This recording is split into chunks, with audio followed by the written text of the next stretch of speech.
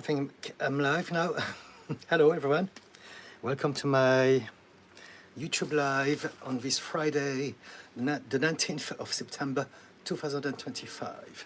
I'm going to be here maybe 1 or 2 hours depending on how many people are going to interact with me or not. Today is a very beautiful warm day in London. I think it was 27 degrees, and so I'm not sure how it's going to affect this live. Let's try. So for those who are new to my channel, I'm a therapist and coach, and I come here twice a week, every Wednesday and Friday from 6 p.m. UK time for now, to take questions and talk about anything you would like me to discuss in regards to mental health, therapy, human behavior, psychology, mindset, mindfulness, and any way we can enhance our quality of life from those places. And so if you have me on your feed, that may be because you either follow me or maybe you appreciate some of the themes that I cover and the algorithm has brought me to you. And so what I'm going to do, I'm going to start this live. Even though there's no one yet, I know that it takes time to get myself shown on the algorithm, and so I'm going to do what I always do when I do my live. I'm going to start by reading and commenting on some of my own posts, but I put both on TikTok and YouTube, and hopefully by the time I'm done with them, there will be some people who would have listened to me and felt inspired and safe to ask me something about them. Okay, so today is the 19th. Let me go back to today. I got a list of all my scripts, tons of them. Okay.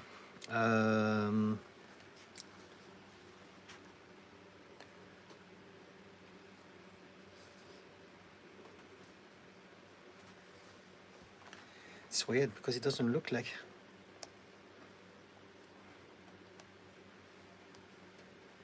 We're in September.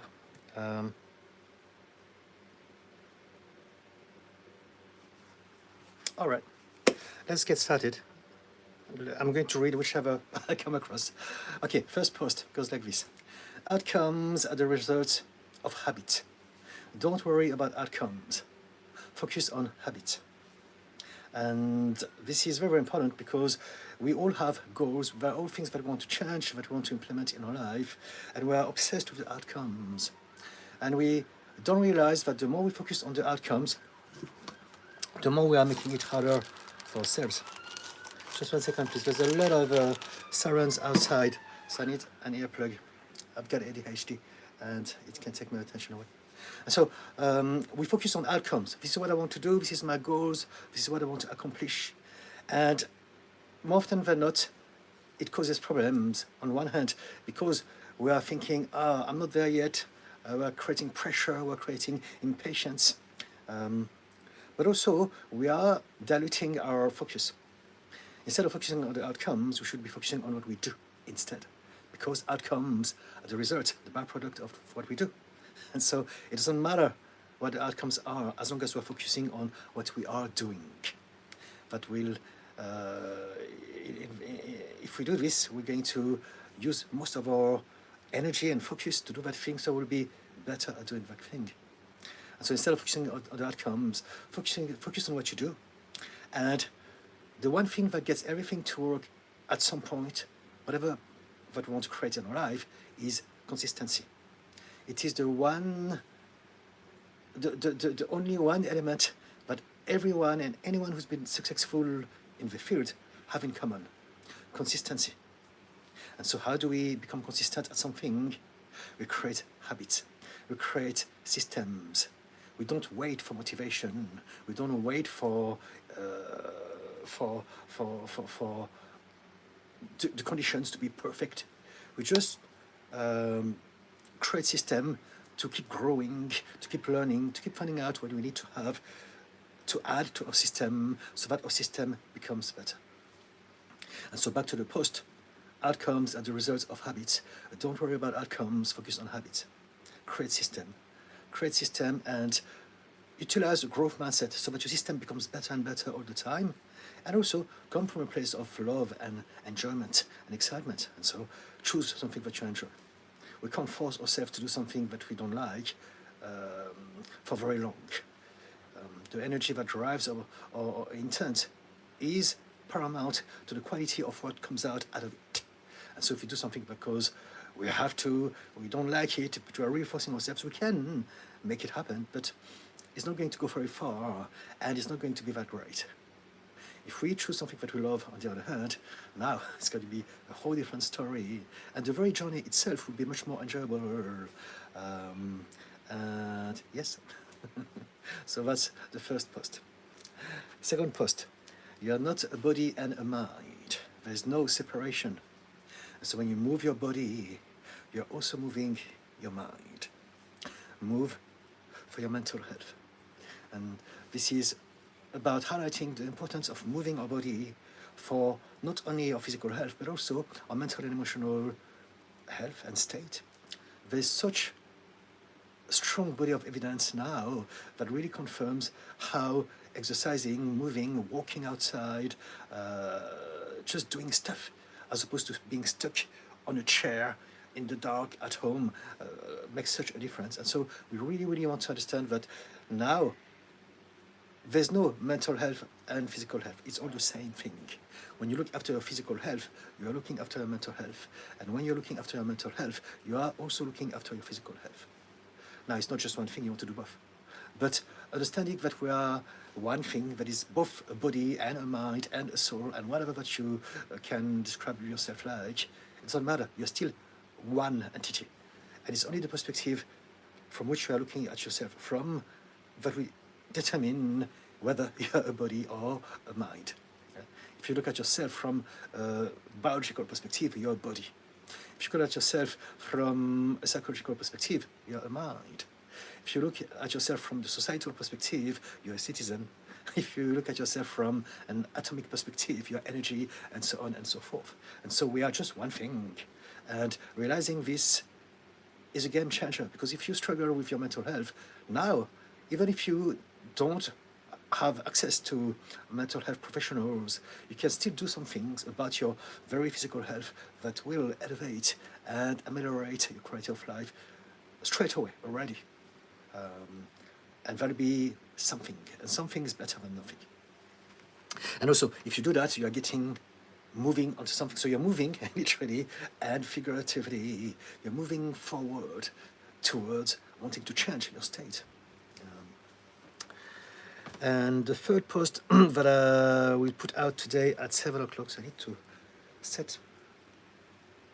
I didn't set it. I haven't set it yet. Okay. The third post. Stop blaming people for being the product of a past that they have never chosen.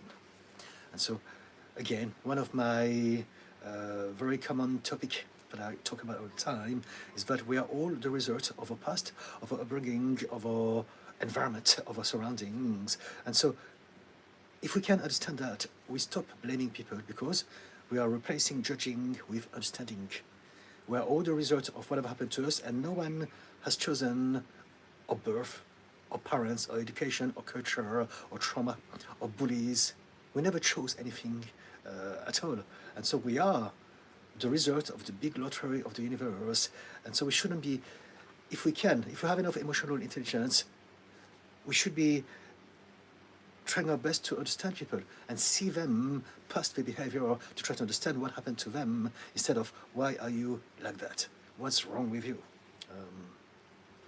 So there you go. It's a very important topic when it comes to mental health. And also spirituality. Anyway, let me see if there's any comments just yet. Ken and Jones, hello. Blue, hi. Paul Paulus, hello. Lightning Dragon, hello. Rory Tator, Asalu, Mario Kalam, I think, I don't want to be said, but hello. I think it means hello. Shalom, hello. We have people from all faith today. Lynn, good evening, Didi. Loved your new long format video earlier. Fantastic. Thank you so much, Lynn. Thank you for enjoying it. So this is my, I nearly forgot about it, but today is the first day I have resumed my production of long form video. Let me see. Yeah, it's there. So basically, it's something that I wanted to do for years. I started the channel, I don't know, maybe 3 years ago, and I put a lot of long form video, but it was my first one. So they're old now, they're very cringy, and I'm going to get rid of them. However, from today, every week is going to be a new long form video on YouTube, and I'm very excited about it. I've got a lot of things to say, and I will continue sharing the shorts, both on YouTube and TikTok, and I will continue going live, both on YouTube and TikTok, but now as an added bonus. And this is the original reason I wanted to use YouTube in the first place. It was to create long form content. So first one out today, and it's going to be every Friday afternoon. And at some point, when I have created a system, talking about system, when I've created a system to ensure that I can do more than one and keep the pace, keep the consistency, then I will probably post 2 long-form videos per week. But at this point in time, just one. Thank you for the little hearts. So, do you want to talk about that long-form video? Do you have any other questions about other things at all? Lynn, or anyone? Underneath it all, so good to see you live. Thank you so much. Don't get rid of them. It shows growth. That's what I've done. I do want to. I did think about it like that. I did, but to be honest with you, I like fresh. I like concise. It's not about.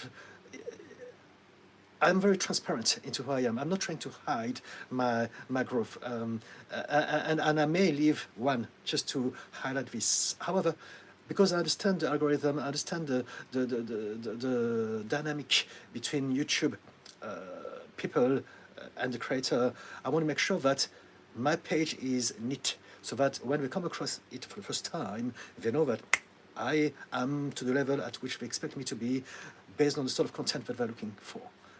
And so that's why I'm going to make sure that I make it neat.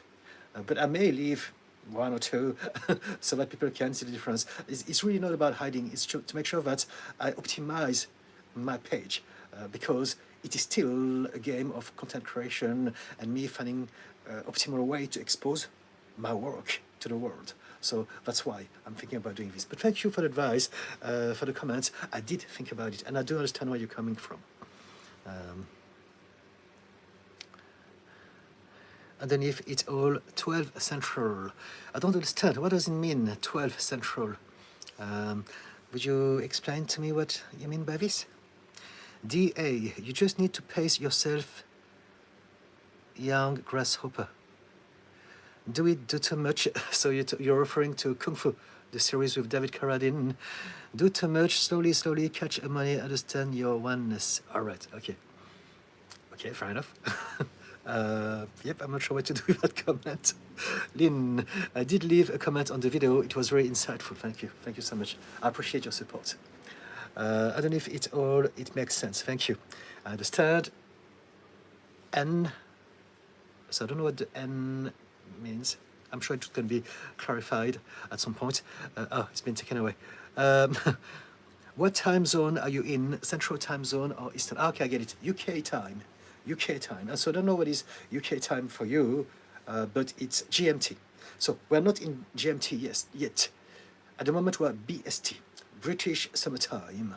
But at the end of October we will shift back to that universal GMT, which is Greenwich Meridian time. And so that's why I always say UK time, because there's BST and GMT, and that can be confusing. So right now it's 6:15 p.m. UK time. DA, I like your tats. All right, thank you. Okay, thank you. So just again, to reiterate, for those who are new and just catching me randomly, I'm a therapist and coach, and I come here to talk about psychology, human behavior, relationship, mindset, mental health, and all those things. So if you have any questions related to that, please do. We can also talk about things that are more personal if you wish, but I just want to make sure that people understand the main vibe of that live stream. Underneath it all, did you just get on here 15 minutes ago for your live? Yes, yes. So just as I was saying before, but probably you were not there, I intend to go live on YouTube every Wednesdays and every Fridays from 6 p.m. UK time every week. Right. This is my intent. Hopefully I will make it happen because sometime things happen. But I really want to push my YouTube channel now, and I'm ready for it. So that's my plan. I also do lives on TikTok, but I only do them whenever I have time and energy. So TikTok comes after. I will still do at least one live a week on TikTok, but I never know really when and how long it's going to be. Whereas on YouTube, for sure. And so if you enjoy that sort of things, if you know anyone who can benefit from that sort of advice, get them involved, get them to follow me and come to my live and ask me. I generally want to give you as much recommendations, suggestions as I can from my perspective of knowledge and professionalism as a therapist and coach.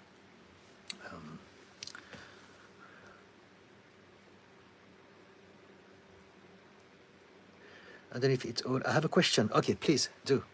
DA, don't try to do it all at once.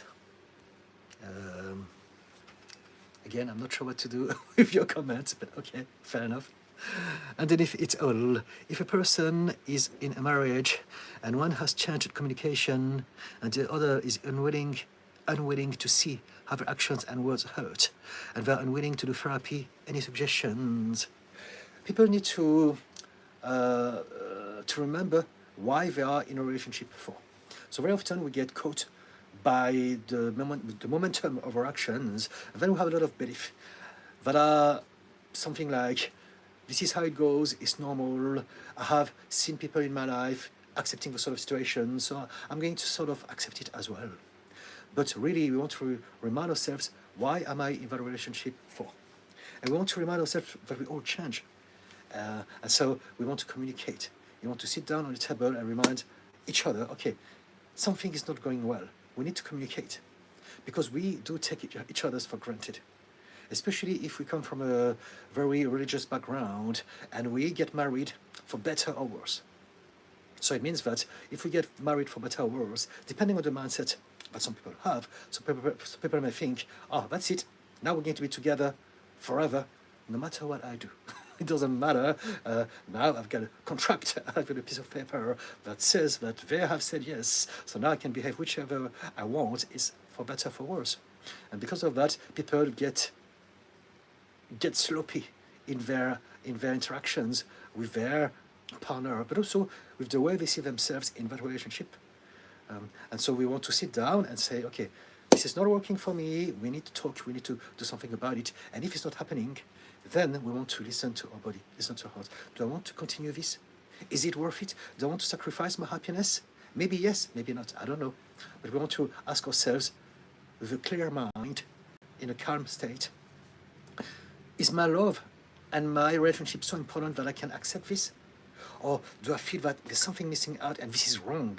I must speak out my truth, I must make something happen, I must set boundaries, I must be seen, I must be heard. I don't want to repeat whatever I have witnessed in my childhood. I don't want to allow this, to accept this in my life as well. And so that's what I would suggest both parties to do. But especially the party who wants to do the therapy, as opposed to the one who doesn't.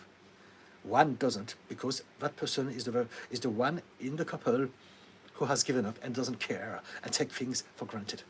And so the person who is wondering, who is thinking about this, should speak out, should sit down and should set boundaries.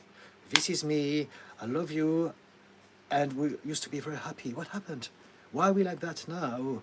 Why can't we talk? Why don't you even want to try to go to therapy? But we don't want to do this in an antagonizing way.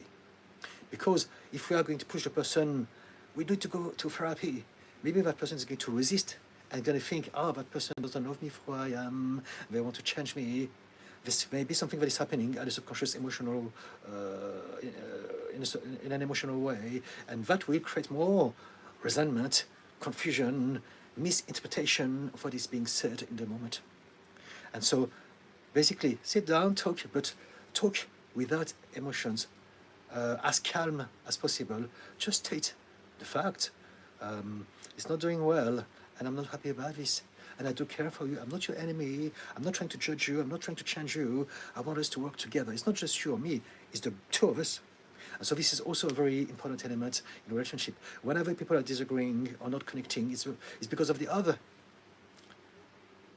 And as long as we think and believe that, we're never going to change anything, because emotionally we feel that they're against us, so we are protecting, we are defending, we are trying to convince them, or to change them, or to fix them. And that creates more and more space between two people. So instead, remind yourself, it's not his fault, it's not her fault, it's not my fault either. It is the fault of everything. it's everyone. It's because it takes two to tango, and there's a lack of communication. We have just drifted apart, and we can come back in, maybe, if we talk. I hope it helps. Does it?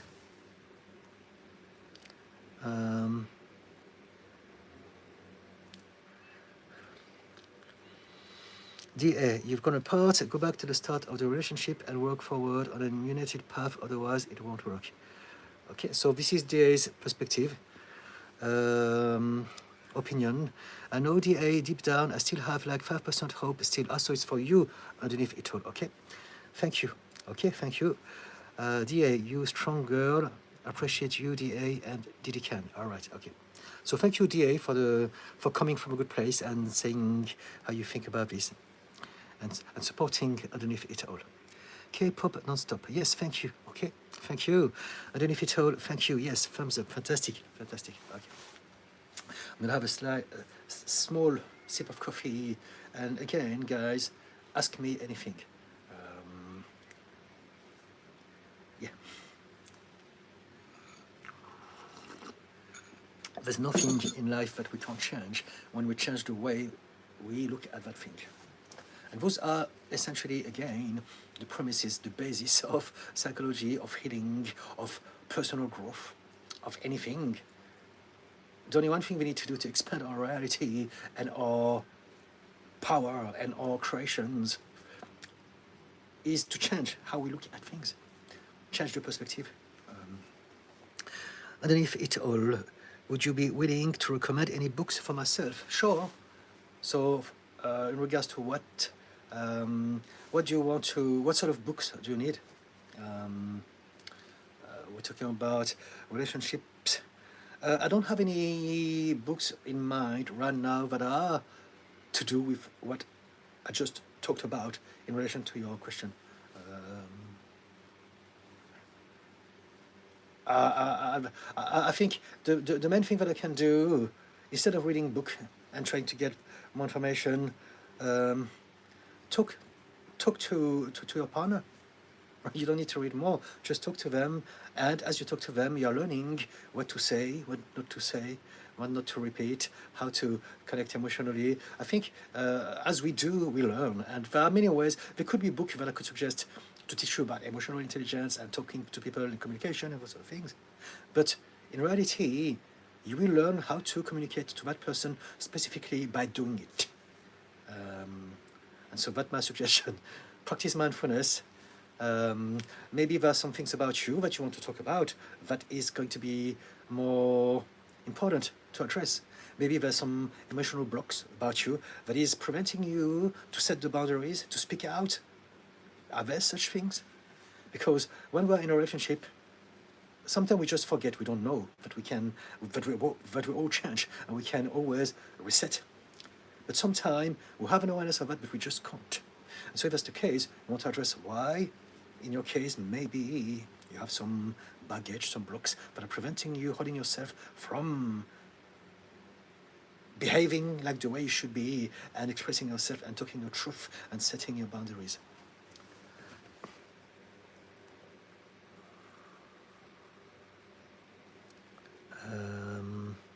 K-pop non-stop. Do you think narcissistic people are capable of change? Because lots of professionals even say that it's highly unlikely and that no one really has done it successfully, substantially before. I believe that it's possible. So it's not all the specialists. A lot of specialists say that, and a lot of specialists said otherwise. It depends who you listen to, right? Some specialists, I know some YouTuber, some very, very famous specialists, they are totally at war against the narcissist. And to me, it shows that they have not healed. They're not being professional. Because if you're a professional, you understand that there's always some ways to change people in some capacity if and when they are ready for it. And so narcissism, if you look at what it means, it is true that by definition, it's going to be much more challenging, much harder for someone with narcissistic personality disorder to even realize that they have a problem and then to accept it, because the very thing that they suffer from is a lack of an unwillingness to accept that there's something wrong about them. The very system to stay safe in this world is to convince themselves and the world that they're better. And so that makes it tricky. However, there are some narcissistic people, some people who are officially diagnosed, that are aware of it and they are working on that. They exist. There are many of them. So I don't know about the percentage, but I think there are more and more, because now there are more and more awareness of this. Thanks to the social media, thanks to unstigmatizing mental health. Now people are talking about this more, and people are realizing. One of my clients came to see me not long ago and said, "Do you believe that I'm a narcissist?"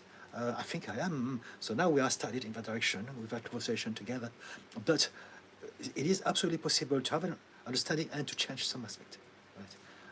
Now, is it going to happen?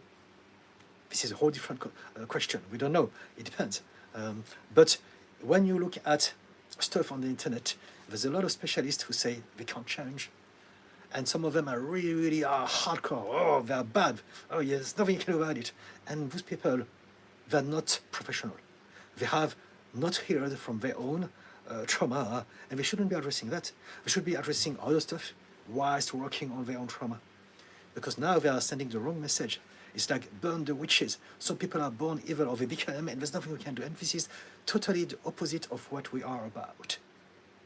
The first thing that we are about in the mental health profession is we should be doing no harm. Do no harm. This is harm, what she's doing, that person that I have in mind. And she's not the only one, but a few one. But there's one doctor, one lady who bases her whole career on her hatred and fear and demonization of narcissistic people. This is wrong. This is totally wrong. It's like witch hunt. Of course, some narcissistic people are very hurtful and can do evil stuff. Right? But we don't want to put everyone in the same bag, because some of them can change. So yes, and there are some professionals like me who believe that it's possible and can help them change. So I'm going to be honest with you, I haven't continued that conversation very far away with that person yet, that I was referring to just now. And I haven't changed any person suffering from NPD just yet. But I believe that it's possible, and I'm open to anything. If anyone wants to work with me, I would love to see how we could make this happen and what we could do about it. DA, the Bible helps me. Okay, I'm happy for you. Good on you. A lot of people find solace in religion. So some people find help with the Bible. Some people find help with the Quran. Some people find help with the Torah. Some people find help with the Bhagavad Gita, and so on and so forth. There's a lot of religions out there, and I believe in spirituality, and I believe that spirituality is very important to some of us for healing. It does make a difference, but not everyone, and it's only optional. Some people are atheist. Some people don't believe in anything that is religious or spiritual, and it's okay. And they have different things, different tools, different avenues to heal. And it's just about finding what works for us. So if you have found peace, love, and happiness and belonging within the Bible, I'm happy for you. I genuinely am. But know that it's only for you, right? It may work for some other people, just like you, but it will not work for everyone, for sure. Because if anything, we need to remember that a lot of people suffer from mental and emotional problems because of the Bible, because of the Quran, because of the Torah, because of any of those religions that they grew up, or the people who have been demonizing them because they book told them that they were bad, they shouldn't be doing this, they shouldn't have that lifestyle. And so I just want to make sure that we understand the bigger picture. I appreciate you, I appreciate Jesus, I appreciate the Bible. I generally do. A lot of my friends are believers of all faith and all religions. But we don't want to push that into other people's throats, believing that this is what helped me, and so it's going to help you as well, because it's not true. Many of us, we suffer precisely because of religion. So this is something to take into consideration. But thank you for your input, and I really appreciate the fact that you have found something for you, DA. K-pop non-stop. True experience is the best teacher. Yes, it is the teacher if we learn from it. Because we experience a lot of things, and many of us, we don't learn from the things that we experience. But if we do have the right mindset and we realize that everything is a lesson, now, yes, every experience is a lesson, and I totally agree with this. This is what the growth mindset is about. Underneath it all, no K-pop, speaking from personal experience, not if they aren't self-aware or willing to see their part. So you are not talking about the same thing here. I think K-pop was talking about a generality, and you are kind of transferring that specifically into what is happening to you. And so you are not talking the same language, but I believe that you agree somewhere down the line.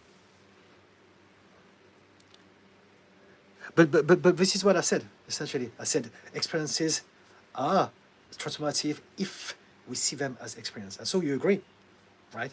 Because in your situation, underneath it all, that person was not self-aware, so we didn't know that every experience is a lesson, and so we didn't learn from it. Underneath it all, this hits deeply. Appreciate your feedback. All right, thank you. Something that I said, you appreciate. Thank you. I am beyond grateful for your life. Thank you so much. If you have anything you want to ask me in more depth, do tell me more about you. I'm more than happy to delve more precisely in your case and see if we can come up with something more specific for your situation. DA, sometimes stigmatization is good. It helps people under, like when my brother lost his job, we all disowned him. I think you're a troll. This can't be true. There's something very wrong about it. I think you're a troll, and I'm going to start to put a little note on your comment. My brother lost his job and got stuck off the medical register. Such a shame because he was a brilliant vet. If you are serious, then this is wrong. Disowning, this is the worst thing anyone can do to their family member. It's horrible, it's traumatizing, it's basically destroying them, destroying their soul. So if you're serious about it, we can talk about it, but this is wrong. If you're a troll, then we're not going to be friends very long.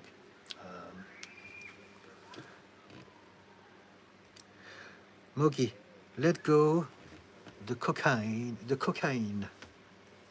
I don't know what you mean. Wolf living, message retracted, K-pop. I am still with a narcissist who is trying to be self-aware and change.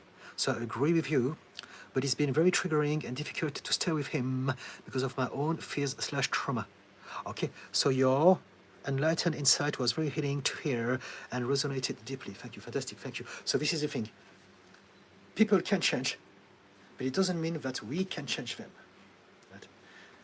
Very often we want to change people, and we need to realize, to remember, to accept that we cannot change everyone, and sadly, the closest we are to someone, the least likely we will be able to change them. So if you have been in a relationship with a narcissist and you realize that they are changing, you want to help them, you are not the right person for it. You're going to only make it worse because you have already created a dynamic. Just 1 second, please. Matt, could you get the door, please? I've heard someone knocking. Thank you. Close the door behind you, please. Thank you. Delivery. We have deliveries all day long. My husband is into antique, so he buys a lot of things online, so it's ongoing. Anyway, and so yes, we want to realize that whether it's NPD or anything at all, we have people in our lives that we want to change. But if it's people very, very close to us, or spouse, partners, or family members, it's probably not going to happen because we have already installed some emotional dynamic between one another, and this is going to make it impossible to to be taken seriously, to be heard, and to even know what to tell them, because we're going to be embroiled into our own emotional state when we're going to talk to them. So in those moments, we can't really communicate much. We're just repeating old dynamics of behavior again. All patterns of behavior. But I'm glad that you appreciate this K-pop. Zain Arbaz, how tall are you? I am 1 meter 72. So that's my height. I don't know what it is. I never could really do the inches thing, but 1 meter 72. Strange question, but fair enough. DA, you got laugh, and yeah, mate. I don't understand what you mean, DA. I don't understand. You gotta laugh. Okay. No, DA. Yes, we have to laugh. I love laughing. I love humor, but there's a place and a time for everything. So please be kind.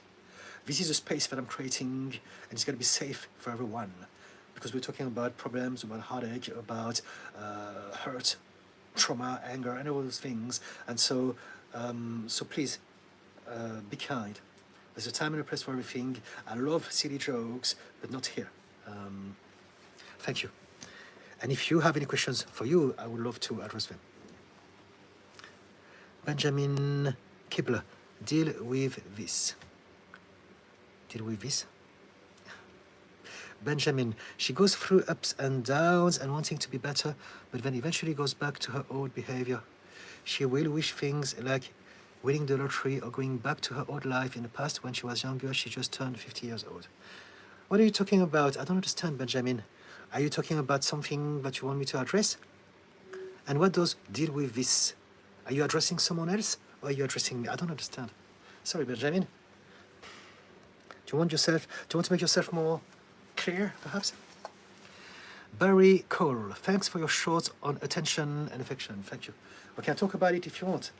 What is it about the short that you mentioned that was helpful to you? And I can expand it for you if you want. Benjamin, sorry, the first comment didn't go through. Okay. So at this point in time, I don't understand anything. How do you deal with this? So you're talking about someone who goes through ups and downs, wanting to be better, but goes back to her old behavior. All right. Is it you? Is it someone close to you? Is it who are we talking about? She will wish things like winning the lottery or going back to her old life. In the past, when she was younger, she just turned 50 years old. Is it you or is it someone that you know? And what is the thing that you like to change about it? Is it because you are realizing that that person is stuck back into some old habits of disempowerment and not doing anything that would really change her life? Is that what you mean? Could you clarify this for me, please? K-pop. What do you think about the importance of self-love? It is paramount. It is the most important thing in the whole world. And the truth of the matter is that we are born self-loving. It's something that we do naturally. If you look at babies, babies are happy. Unless they are in a terrible, dire situation like extreme poverty, country at war, and any of those things, or being abused by their parents. Babies, if it's none of those exceptions, all babies are happy. And you can see they're confident, they don't care, they're curious, they're open-minded, they want to try everything, or they're going to bite their toes and explore that world one moment at a time. And even when they're covered with food and covered with snorkel, they still feel amazingly beautiful and happy and confident. They don't care. And so we love ourselves naturally. However, as we grow up, sadly, we download, we absorb, we inherit from the fears of the adults. And now we forget to love ourselves. We look, we observe adults, and also we develop some systems out of the interactions that we have with the adults. And because of that, now we're going to start to have some self-doubt, some dislike about ourselves. We're going to have some shame, some guilt. We're going to have some fears. And now we have been infected by the fears of the adult, and we forgot how to love ourselves. And the whole point of our life, really, when it comes to healing and self-development, is to learn how to love yourself again. If you can love yourself fully, unconditionally, as you should be, as we all should love ourselves, then we are tapping into our biggest power. We have everything that we need. We don't have any need to be addicted to external validation, insecurity, or again, shame, guilt. We don't need to believe in division and hatred, discrimination, us versus the others. We're just full of love, and if we have love inside of us, we're going to give love to others. And so life becomes easy, and we can fully focus on the things that we really like, and everything goes well.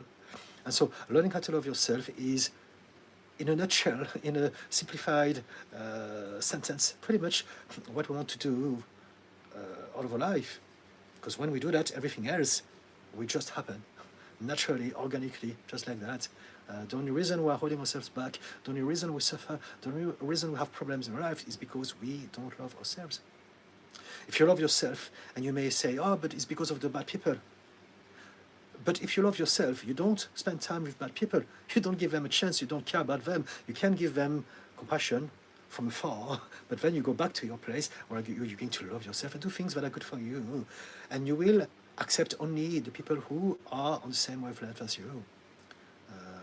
And you will also expand and help other people to change, those who are on the fence. Some people are on the fence and need you to change.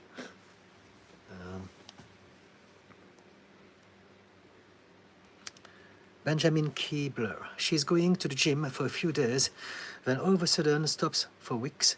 She will say she wants to diet and then doesn't. She uses meditation but doesn't seem to help her long term, just for a few minutes. I need to know, is it you or is it someone else?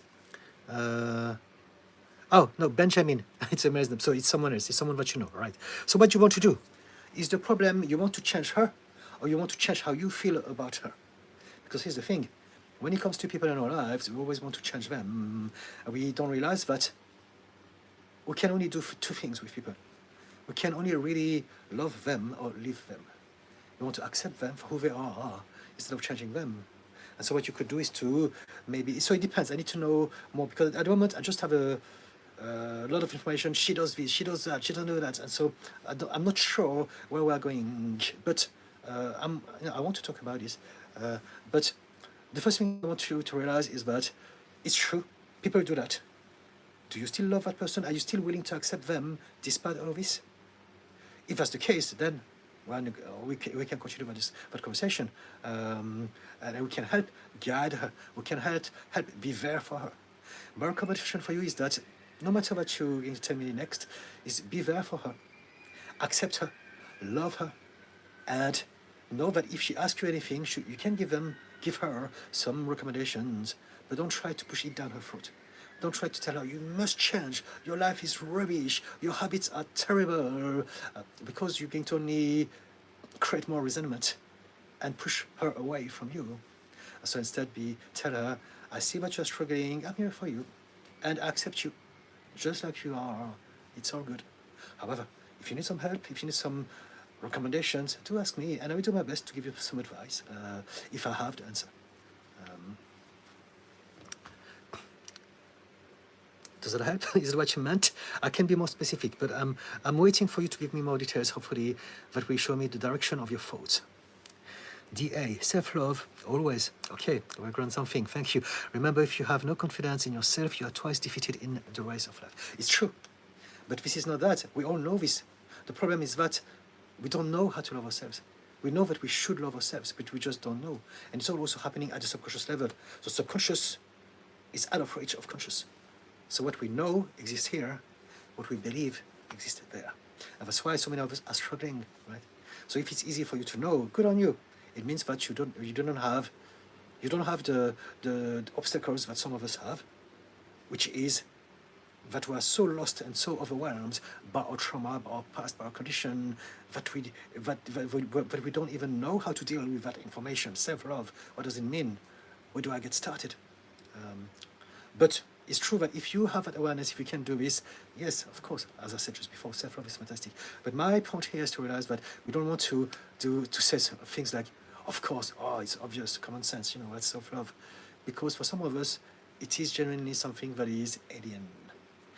Like me, when I grew up, I didn't have the love that I needed like everyone else. And so I didn't know what love meant. I didn't know, I didn't have an idea of self-love until a long time in my life.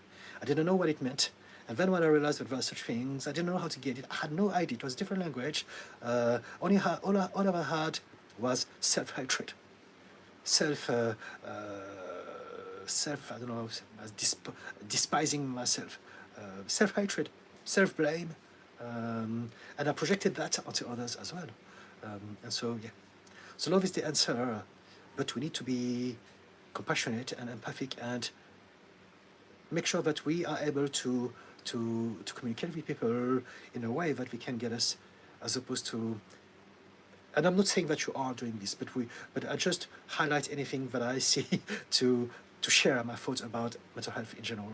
But I want to make sure that we're not coming across like a goody do-gooder, toxic positivity. You should be happy, you should love yourself. Because for some of us, it's just alien, we're not there yet. It's like that sentence that a lot of influencers, coach, or therapists use. Happiness is a choice. And I hate that sentence because it's true that it is a choice. However, the choice is not available to everyone just yet. So if we say happiness is a choice, we're kind of victim blaming. It's your fault. You're choosing not to be happy. No one chooses not to be happy. No one chooses to have conditions or trauma. And so if you tell someone happiness is a choice and they suffer from depression, they're going to think, okay, where is it? I can't find it. I can't see it. Gosh, I'm really broken. I'm really rotten inside. Because everyone understands that happiness is a choice and they can choose this, but not me.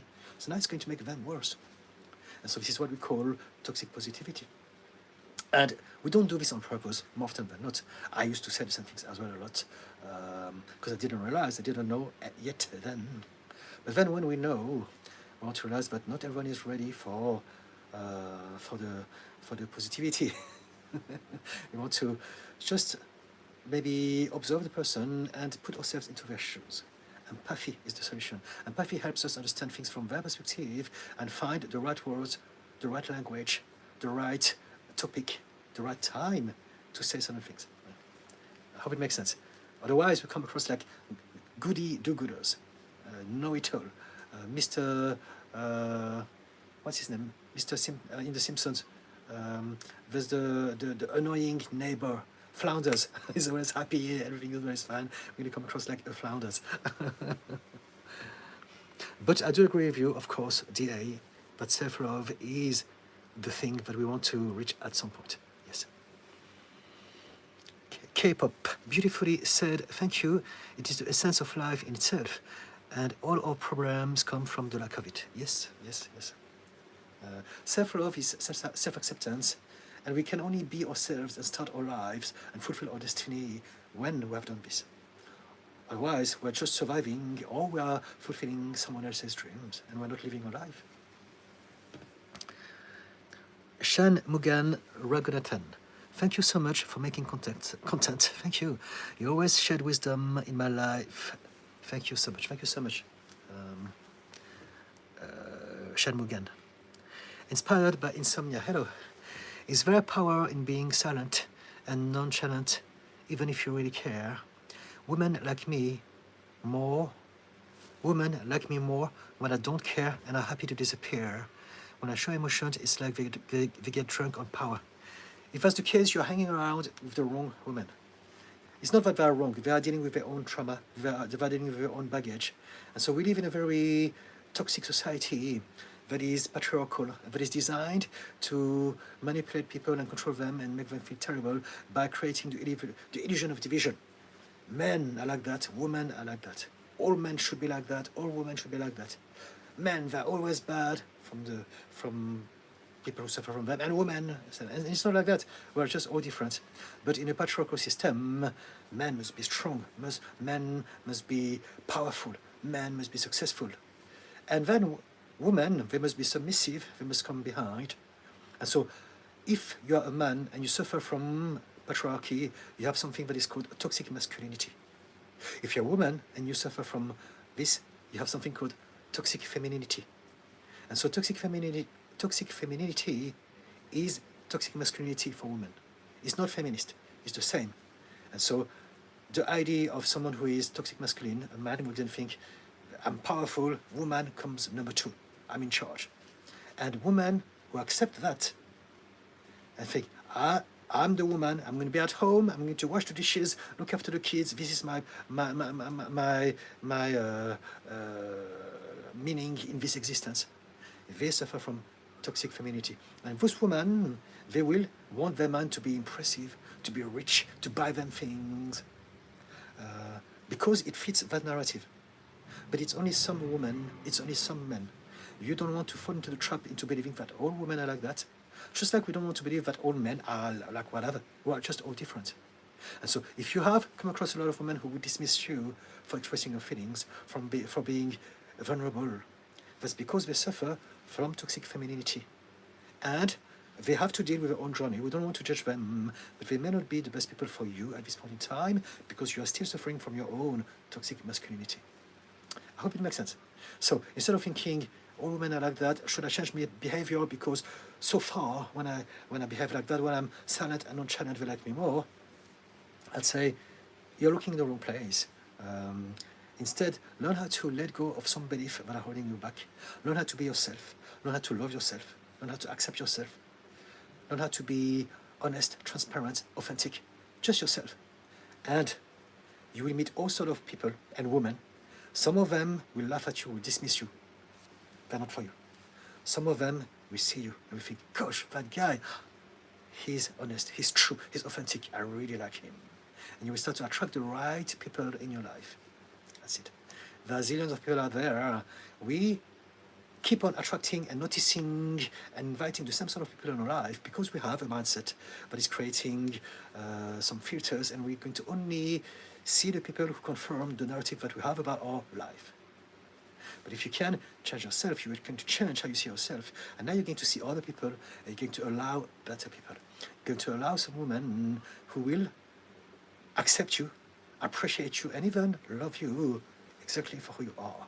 You don't need to change anything about yourself. You can laugh, you can cry, you can say silly things. You don't have to be always successful. It's okay, you're a human being. And so are we all. And those people, they will see you. And they're the sort of people that you want to meet in your life. The others, it's not that they're bad, but they're going through their own journey. And maybe at this point in time, they're not the best people for you. That's it. But there are a lot of people that are ready for you. But you need to focus on letting go of any limiting belief that you may have about masculinity, about being a man, about being attractive, seductive. I see a lot of videos. How do you become the most charismatic person in the room? How do you become the smartest person in the room? And I'm like, who cares? This comes from insecurity. The more you do those sort of things, the more you're trapping yourself and reinforcing that toxic reality of winners versus losers. Instead, expand your mind and realize this is just a little matrix that a lot of people suffer from. I don't need to keep living in that matrix. I can come out of it and realize that there's a lot of other people, and I want those people. They're better, and I want to become one of them as well. I hope it makes sense. Does it inspire insomnia? You want to show emotions. Emotions are there to connect you with people. The reason we have emotions is to literally connect with people in our tribe. Express how we feel. So if someone step on my boundary, anger, I understand where I'm coming from. If I'm scared, I want to show that I'm scared. Because now someone is going to give me a hug. Someone is going to make me feel better. It's okay. I don't need to scare. We all feel like that. So if I feel sad, same thing, someone is going to comfort me. If I have some anxiety, someone is going to help me, teach me, whatever. We live in a tribe. We are tribes people. We are pack animals, and so by expressing how we feel, we're sending some signals of how we feel, and we are connecting. But also, when we're showing vulnerability, people see that we are trusting them. It takes a lot of courage to be vulnerable. So if you are brave enough to show your sadness, your weakness, and it's not real weakness, it's just your inability to move forward in that moment, in that specific context, and we all do at times, and it's okay. Then it means that they know that you're not trying to pretend to be someone else. You're not trying to impress them. You're not trying to lie to them, to lure them into believing that you're someone different than who you are. And this is something that is super precious. One of the reasons why people love people who are authentic is because of that. Because when you see someone that is authentic, you know that they're true. There's no secret agenda.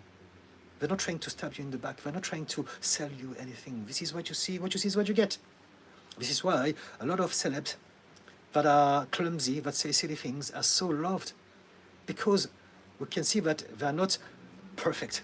And they're not trying to be perfect either. They're just being themselves, and they may say the wrong thing, or behave the wrong way, and they don't care. And people love that. Because we see the person as opposed to the ego trying to protect itself and to be enough to be accepted by society. Hope it makes sense. Does it? Benjamin Kibler, hello. DA, I've got to go. If you're ever in Thailand, always remember, if she has an apple, she has a... Okay, this is highly offensive. This is discriminatory. This is not on. And just because of that, I'm going to block you, DA. I don't accept this. I told you already before, and I don't take it personally. I'm not angry at this, but I don't want this happening. And so I'm going to put hate speech. Okay. And that's it. So, there you go.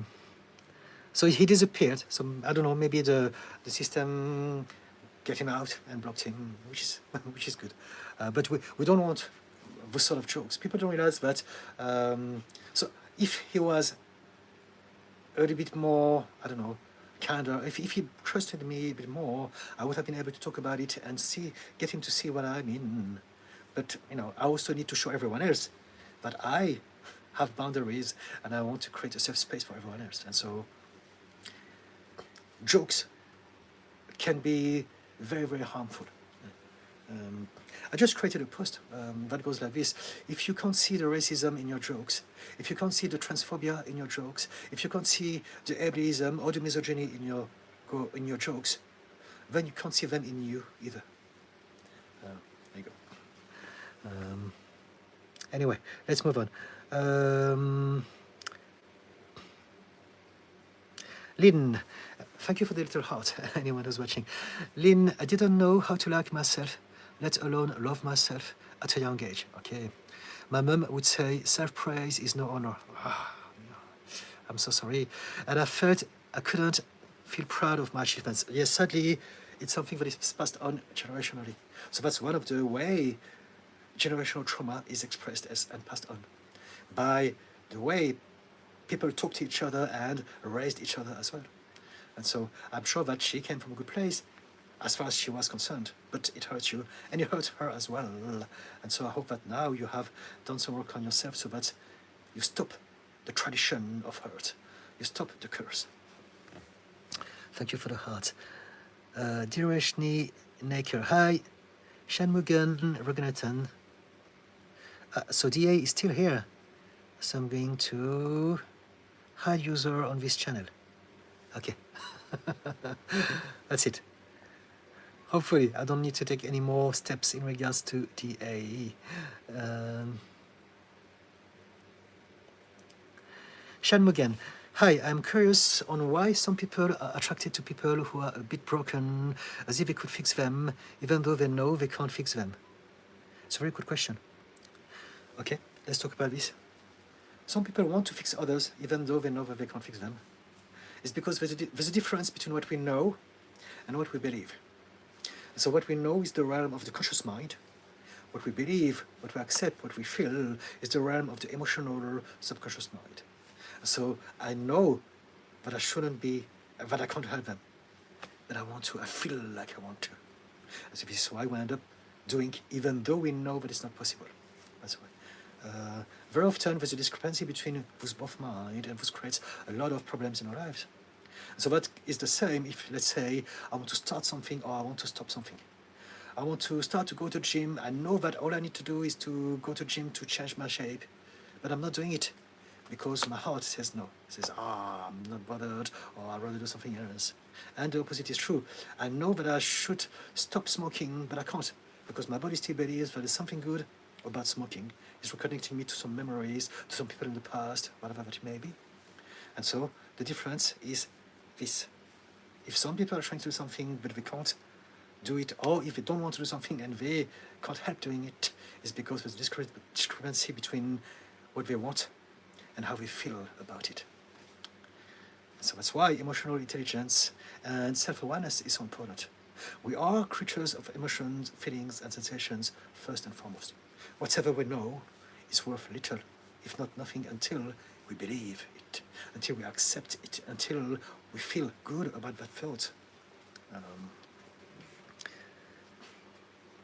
This is why very often when I meet people who are telling me, who are asking me things, telling me about their problems, and I explain it to them, and they say, I know.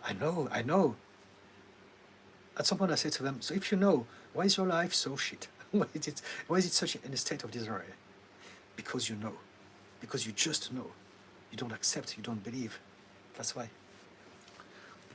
So we want to stop knowing, we want to stop, and we want to start to feel and to understand our body, our emotions, and why it's happening, and what they mean, and what we can do about it. Thank you for the emojis again.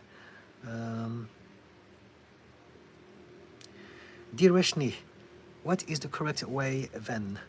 The correct way for what? Could you put it in a sentence? What you want to ask me about, please? Because I'm not sure what you are referring to. K-pop. Wow, yes, toxic femininity and masculinity are two sides of the same coin. Yes. When people are being brainwashed by the toxic,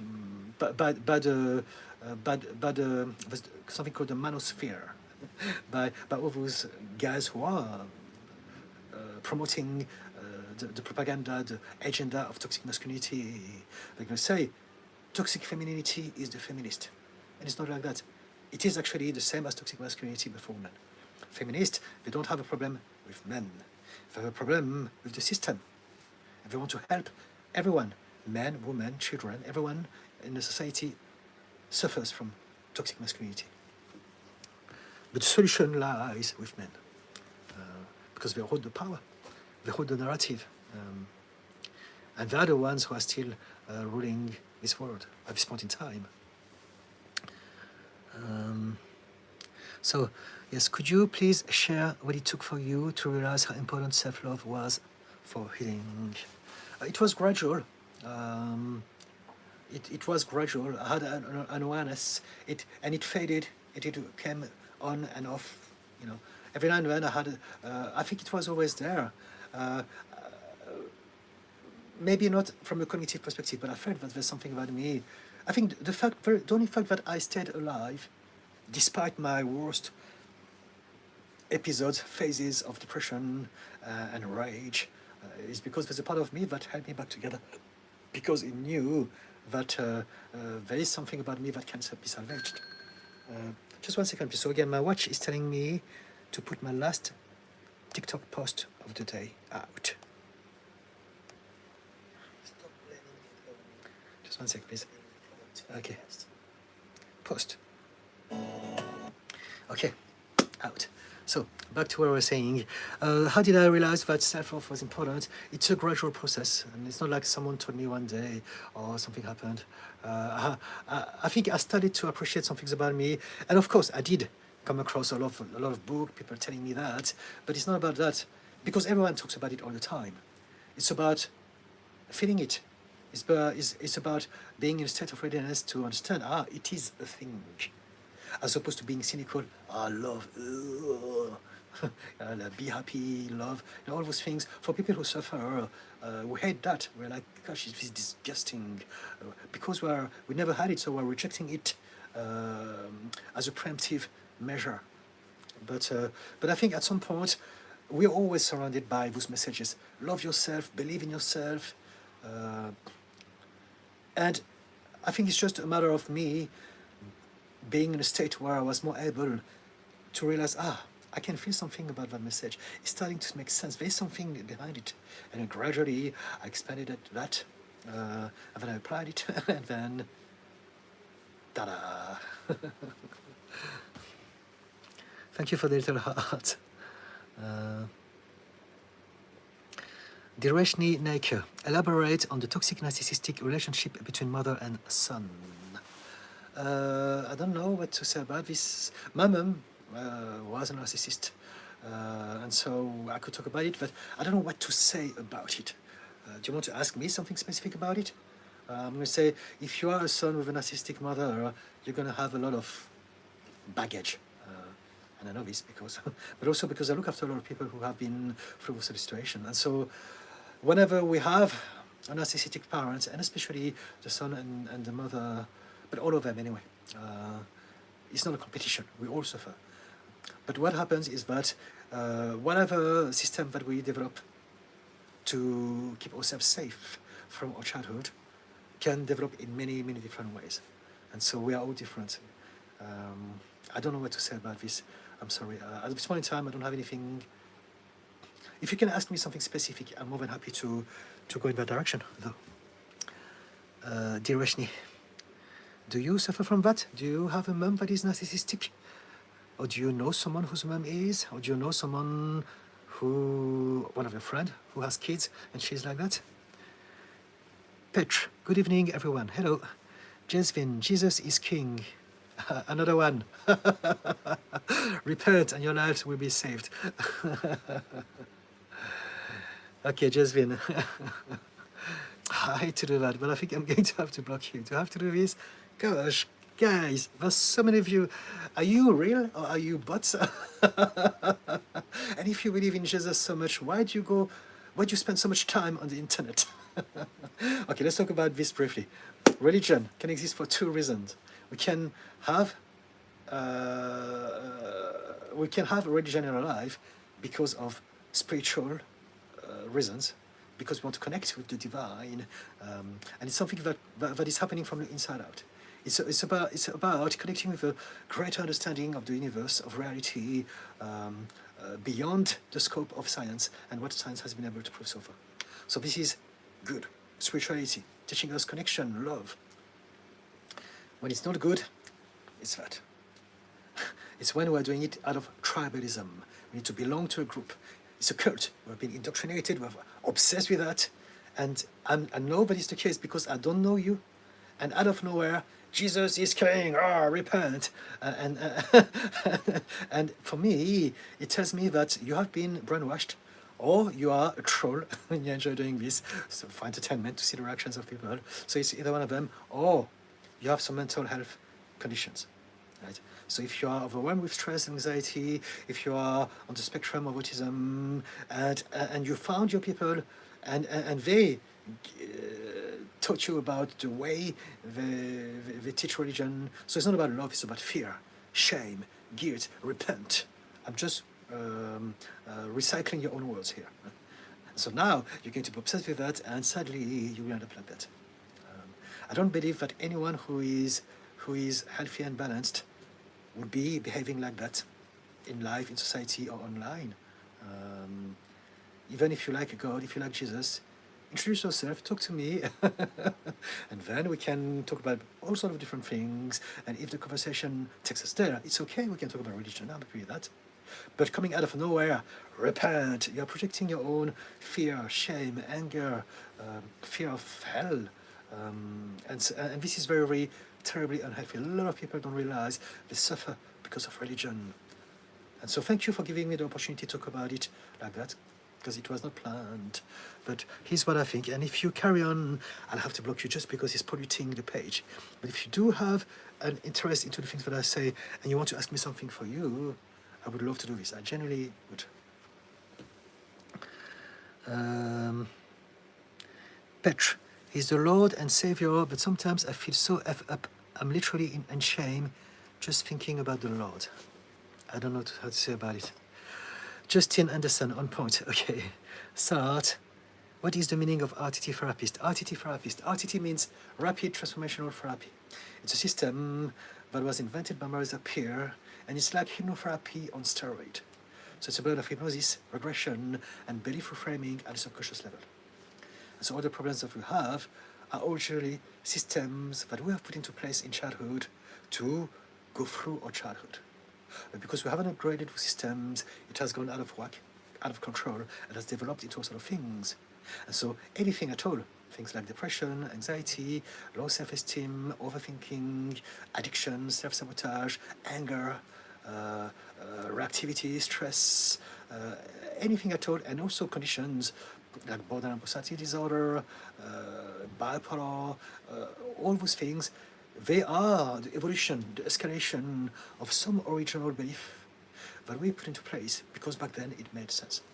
And so with RTT, we go back into the subconscious mind, in the memories of the past, and we need to upgrade those beliefs. We need to disarm, take the bad stuff away, and change the emotional energy about it, so that now, because we can't change the past, there's no past.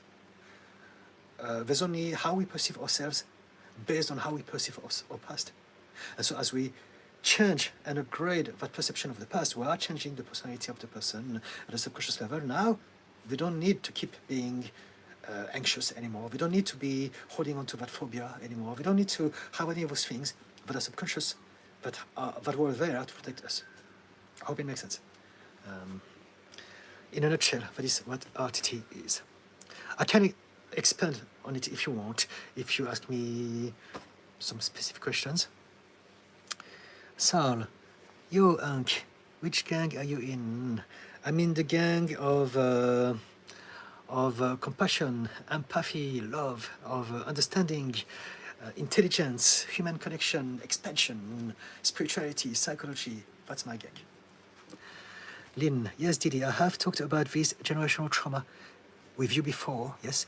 It took me years to process and be able to accept compliments, etc., as I hadn't been used to it. My mum had a turbulent childhood, yeah. It's often the case. Hurt people, hurt people.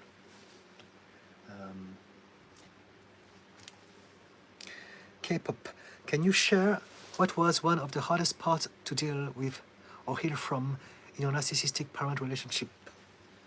Everything about myself. I used to hate myself. I used to hate people. I used to hate life. I used to hate the world. I was anxious, scared, terrified. I had some hallucination. I was crying and depressed. I tried to unalive myself. I was aggressive. I was violent. I was a liar. I was manipulative. I was everything. I was addicted to class A drugs and alcohol, and everything was bad for 38 years of my life. That's when I changed. It's not just one thing. When we have a relationship with a narcissistic mother that destroys our mental and emotional growth, then everything about our life is shit.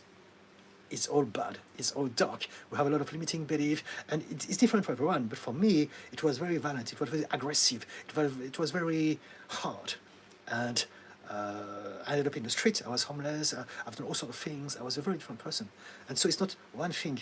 It's everything. When we have trauma, especially CPTSD from a narcissistic parent,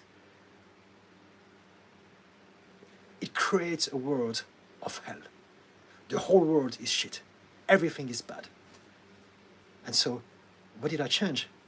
Little by little, I changed some of my belief. I changed some of my filters, some of my perceptions, one by one at a time, over a long period of time. I had some accelerations, some aha moments, some epiphanies, and things got better, much, much better. But it's never just this or that. It's to understand that when we have a sort of upbringing and start in life, it's not a thing that we need to get rid of. It's our whole reality. Our whole reality is tainted by our experiences, because how we're going to interpret things, how our nervous system is going to feel within any situation, and how it's going to read the environment, the people, the words, the situation, the temperature, whatever that it is going to be different to people who have not been traumatized and have not been led to believe that it was always because of them. Right? So yeah. Can you share what was one of the hardest parts to deal? Everything was hard. Everything was hard. Everything was bloody hard. But it was worth it. It was absolutely worth it, because now I've been happy and healthy for, I don't know how long. I'm 55, since the age of 38. It has gone gradually, but from the age of 38, something dramatic happened. And then I had more aha moments, but I'm still, and I will always work on myself, because it's not like we change from a place of happy and healed. No, it's not, we go from a place of broken to a place of being fixed. It's just that everything that I knew about life was negative and dark. And so there's still a lot of corners that I need to address. But the main things that were creating problems chronically in my life, they're gone. I have systems, I have upgraded those beliefs that I was talking about, something that we do with the RTT, for instance. And so I am functional, I'm happy, I genuinely am, but we all have always some little remnants of some things, and it's okay. Because we can either deal with those things over time, or we can accept this as part of us, because we don't need to change everything about ourselves. We can love ourselves with, we should love ourselves, and this is the only way to love ourselves, with imperfections. Thank you for the heart. So yes, I hope it answered your question. K-pop. Justin Anderson, I lost my partner and it hurts. I'm so sorry to hear. Do you want to talk about it? When was it? How long has it been? And how has it affected your life now? If you want to tell us that, I would love to go on that direction. Missy Peters, hi, I have a new boyfriend after 25 years with a narcissist. Oh, thank you for more hearts, whoever. 4 years free and ready to open my heart again. How do I fight the urge to not bring my baggage in from that relationship? You do some work on yourselves. You address the reasons as to why you suffer from that in the first place, and you make sure that you are changing your belief. You are changing the meaning that you give to things. You're changing how you see yourself, right? The only reason we suffer from old patterns is because we haven't upgraded how we see ourselves. In a nutshell, that's pretty much it. Our whole life is down to how you see yourself. So learn how to see yourself under a better light. I am someone different. I deserve love now. I have accepted that I deserve love. I deserve love. I deserve people who can love me and be kind to me and give me unconditional love. I deserve people who respect my boundaries. I deserve people who listen to me. I deserve people who stop when I say stop. I deserve people who don't try to control me, manipulate me, or lie to me. And so change that.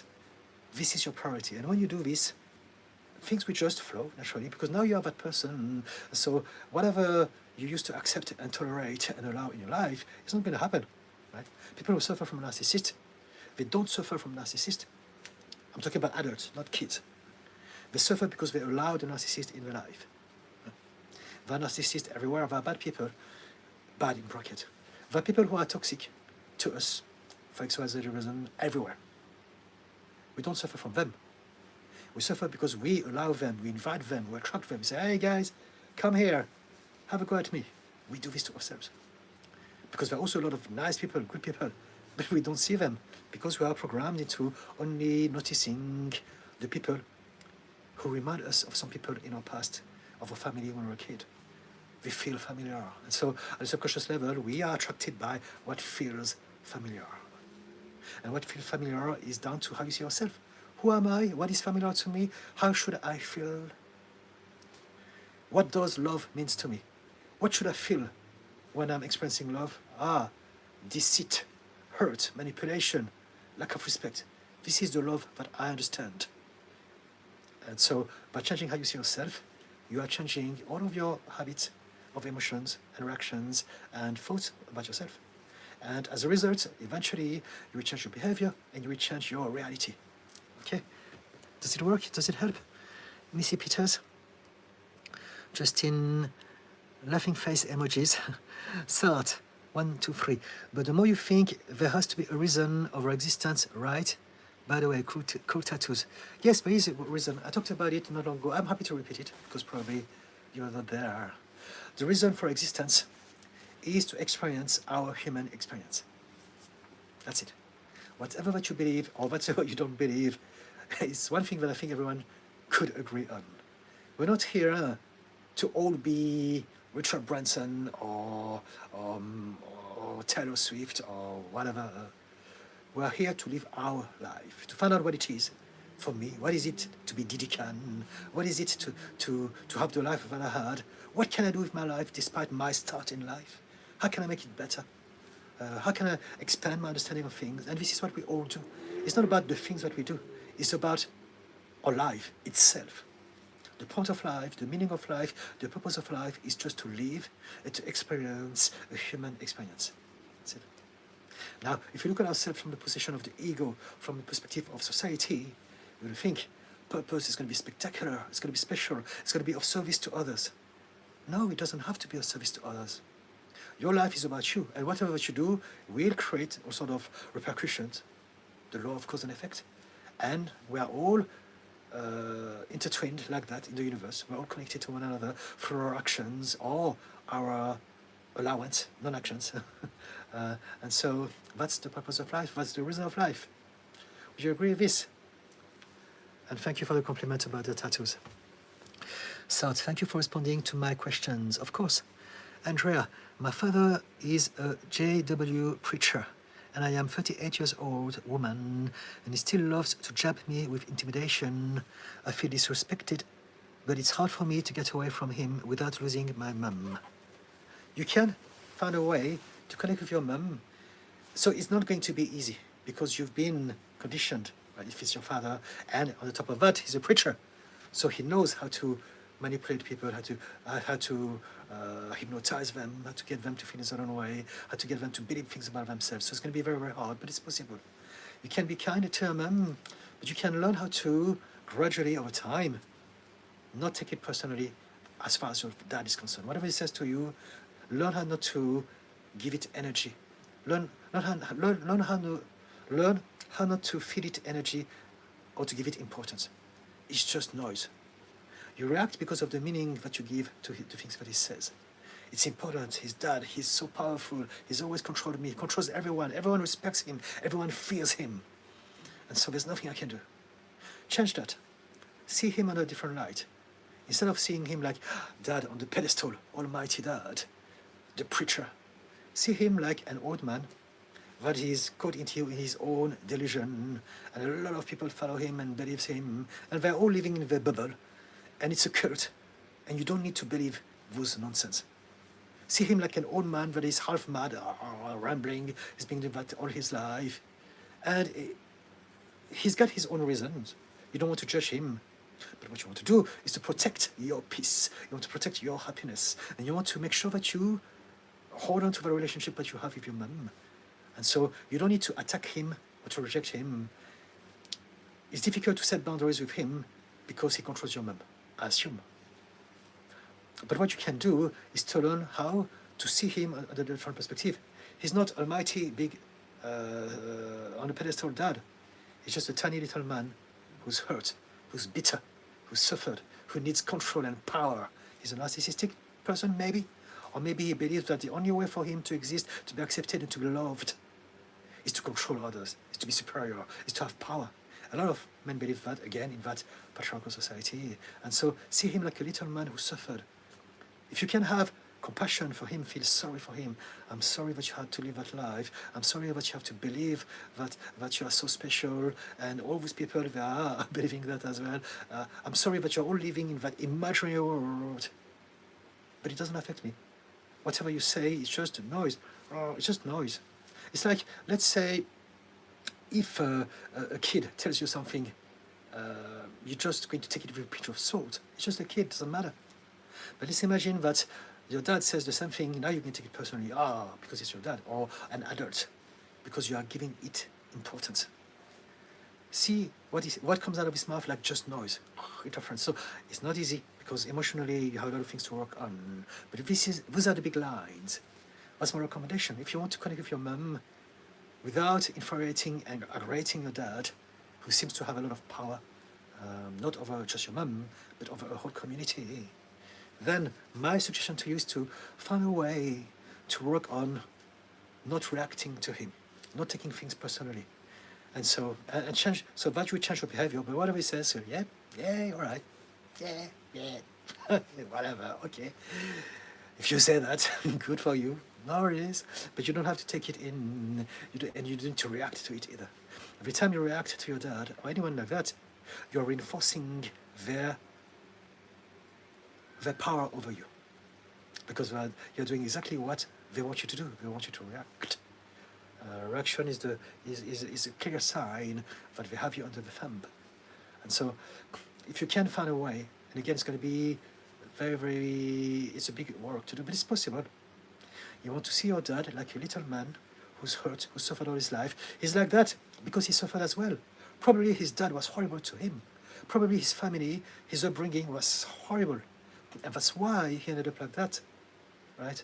So see him through the eyes of compassion. See him as a little boy who was overwhelmed by the world he lived in, by the adults who were so terrible and horrible to him, and that created him. It's like Star Wars. Think about Darth Vader. He's an evil man. But then, at the end of, I think, the last trilogy, you see him coming back to roots when he was a good guy, and before he went into the dark side. And so it's the same with everyone, it's the same with your dad. If you can see him through the eyes of compassion, you won't be reacting to him, you won't feel threatened by him, you won't feel pressurized or controlled by him. You can do this. I hope it helps. Andrea. Johnny Graham. Hello. Sir. Bro, you barely look 40. Gosh, I'm behind. Just so you know, guys, I am behind. This is live. It's 26 minutes past 7. But I take my time to read every comment very thoroughly. So yes, I'm 55. Thank you for the compliment. I'm happy. My ego appreciates you. Ta Wancha Ray. Do you love white people? I love people.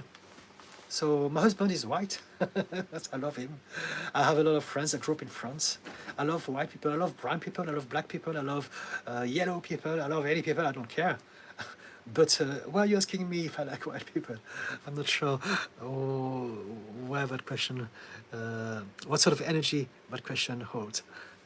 Sarah at Tavansha, who doesn't in India? South Asia. Andrea, thank you. John Wick, when I hear you, I feel calm and peace. Fantastic. Thank you, John. Laksha Mathur, hi, did you remember me? Not yet, but I have the feeling that we're going to talk about bits and bobs, and then I will remember you. Petra, what should a person with sociopath and narcissistic traits do to not become absolutely havoc and gain self-control?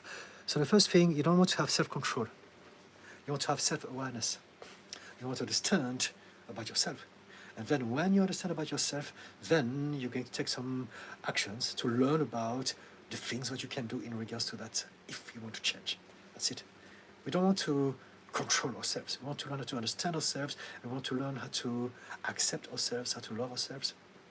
But when it comes to sociopathy and narcissistic traits, there is a cognitive dissonance, and there's a lack of empathy as well.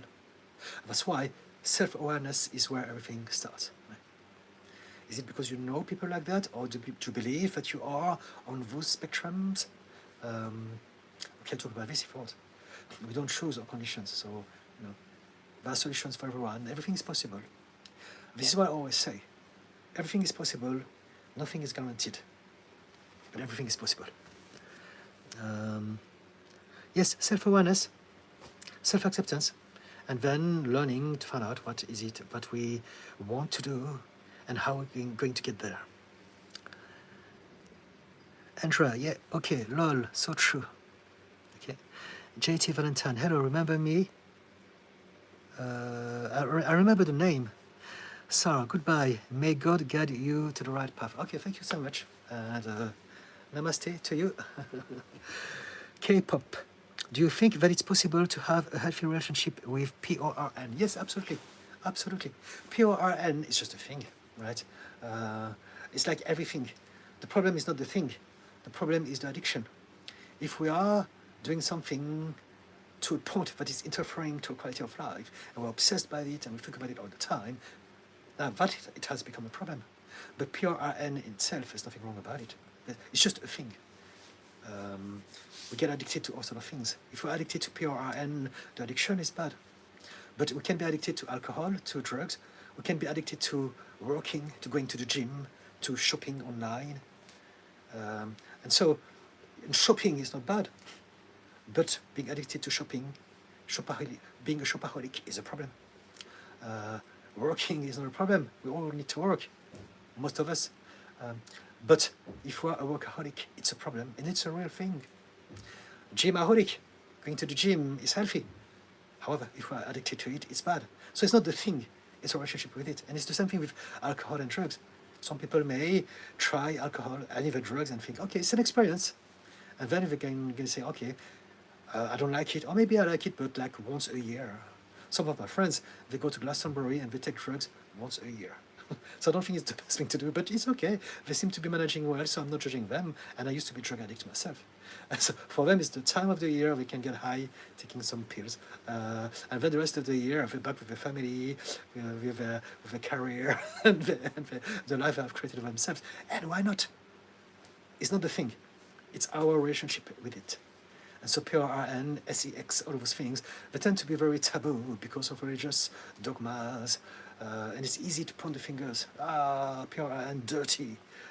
But I totally disagree with that. A lot of people, men, women, non-binary people, single, in relationship, utilize this, and it's okay. I used to be addicted to PRN. I was addicted to drugs, alcohol, SEX. I was obsessed with SEX. I had to do something every day, look for people, make things happen. And if it didn't happen, I would use PRN. And sometimes, if I was outside, I would have to run and hide myself in the toilet. And I was obsessed. And it was a problem because I was addicted. But PRN in itself is just a thing. And if anything, now we understand that for men, for instance, ejaculation regularly is healthy for the prostate. And so for those who are, let's say, single, you know what, in the meantime, why not? It could be a system that helps them regularly have a healthy prostate through the process of regular ejaculation. So why not? So yes, anyone who say, you're a demon if you do PRIN, your life is going to be ruined, they're just self-righteous, they come from a place of, they're very narrow-minded, and they are basically projecting their own shame. People who tend to be obsessed by things, they're ashamed of it because they have it inside of them. Like some people are obsessed with trans people or with gays or with PEADOs, for instance. If you're obsessed with that, a huge part of it is because of some internal shame that is projected, or the fear of something that we shouldn't do, otherwise we're going to be judged by God and society. Anyway, so I hope I answered your question. Andrea, it was, thank you so much, fantastic, thank you, Andrea. Benjamin Kibler, hello, sorry I was here earlier, I remember you. I kept getting phone calls, so my comments were not going through. The story was not making sense. True. I tried to make something out of it, but yeah, it was a bit all over the place, indeed. JT Valentine, K-pop, it's possible to have a healthy relationship with anything as long as you balance it in a healthy and respectful way to yourself and to others. Yes, absolutely. JT, anyway, what do you think about dark empath? Okay, so first I'm going to read the definition. So we're all on the same page. Dark empath, psychological trait defined by referring to someone who possesses high cognitive empathy, the ability to understand emotions, combined with traits of the dark triad, narcissism, Machiavellianism, and psychopathy, using the emotional insight to manipulate and control others for personal gain rather than for connection and support. So I don't think anything about them. Some people are like that, and some people are different, and we're all on the spectrum of something, but it seems quite dangerous because the dark empath understand cognitively how to manipulate emotions, and so they have an edge over some other sociopaths who may not have this. Yes, but again, whatever that you are, you're the result of your upbringing, an upbringing that no one chooses.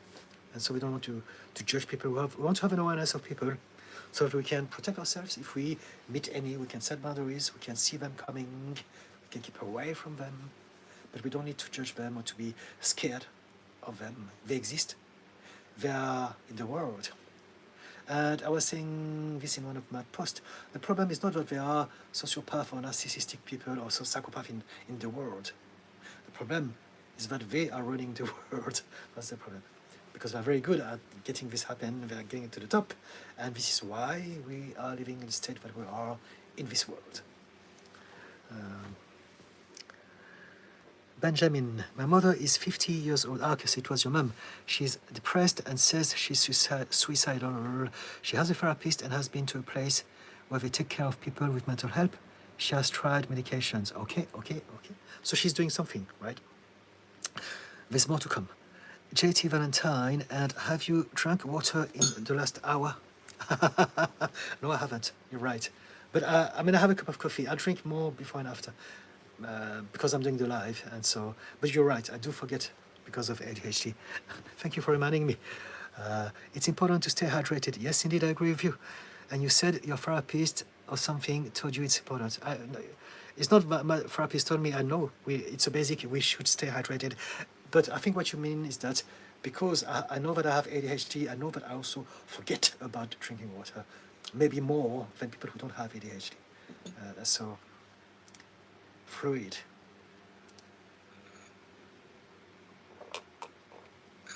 And I will go to the gym tonight. And so when I go to the gym, I drink 2 big bottles of water. So that does it for the whole day. But thank you. You're right. I agree. Benjamin, she's struggling when she does not get sleep and eating. She takes care of kids, my brother and sister. I try to help as much as I can. She's a single mother. Okay. So basically, we are going to go through a journey. We do our best. And she's doing something already. So trust the process. Wish her the best. Be there for her. Keep an eye on her. And suggest different things. Talk to her. See if she would consider maybe different protocols. There's a lot of different systems when it comes to therapy now. And some of them are really, really powerful and would be adequate for your mom. Which ones? I don't know, because everyone is different.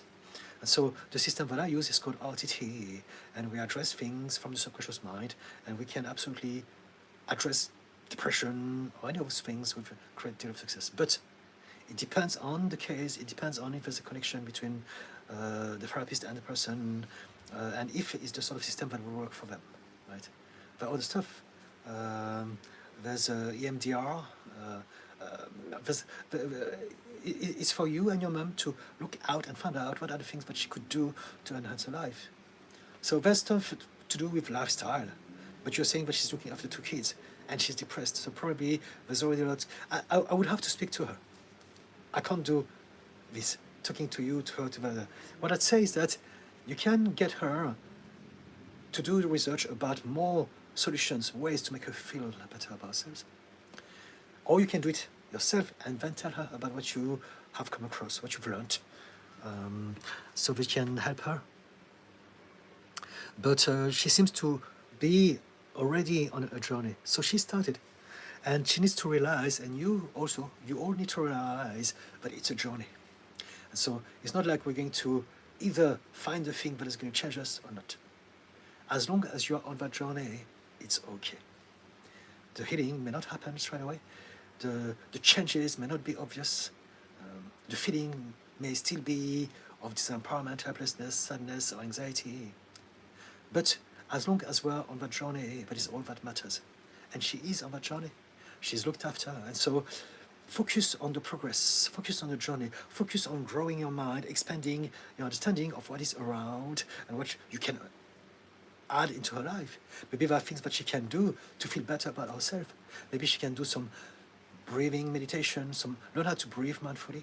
Maybe she can learn how to do some walking meditation outside regularly as a lifestyle thing that would really, really help her.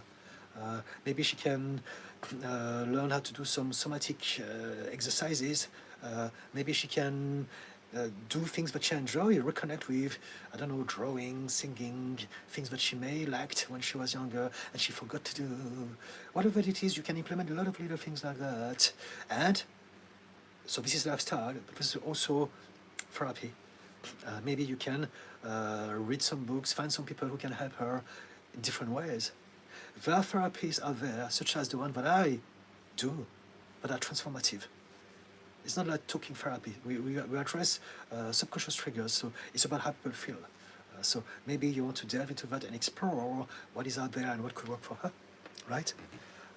But I think the main thing is to realize that when we are struggling, we're on a journey. So we want to focus on the process. We want to focus on the progress. We want to focus on the journey. As opposed to, it hasn't worked yet. My life hasn't changed. It's terrible. Nothing will ever change. Because this is what we do. If we focus on the outcomes, now we're going to create a lot of helplessness, disempowerment, and deception and disappointment. But if you focus on the progress and the process, it's okay. It's ongoing. As long as we're alive, it's possible. I suffer from tons of stuff. I was a very different person. And I really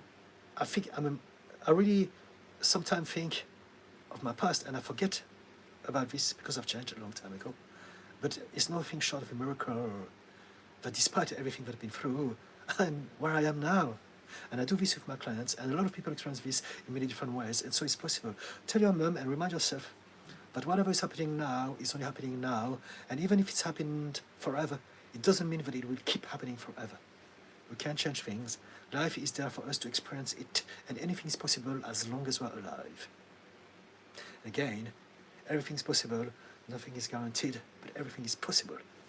And that is enough. If you can remind yourself that everything is possible, now we have hope.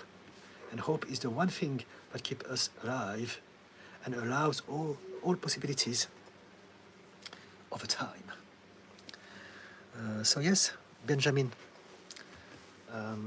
Also, if you were not here, just so you know, all my live streams on YouTube stay on my live profile, on my profile. So you can replay the video, right?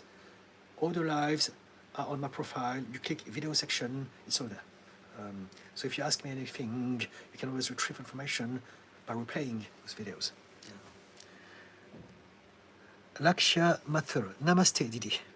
Namaste to you. I have a question. My ex-roommate's behavior has left me traumatized and I hate him for it. How to deal with trauma and hate? I feel this constant fire in me. Okay. What matters is that you get into a situation where you are safe, first and foremost. You don't want to deal with trauma and hate if you are still going to be exposed to the same situation. Because the hatred exists to protect you. Right? If you hate that person, it's because there's a part of your mind that is scared and hurt of what happened. It's hurt because of what happened, and it's scared that it's going to happen again. So it's going to keep you into a state of anger, rage, hatred, so that you are basically ready for when it happens again.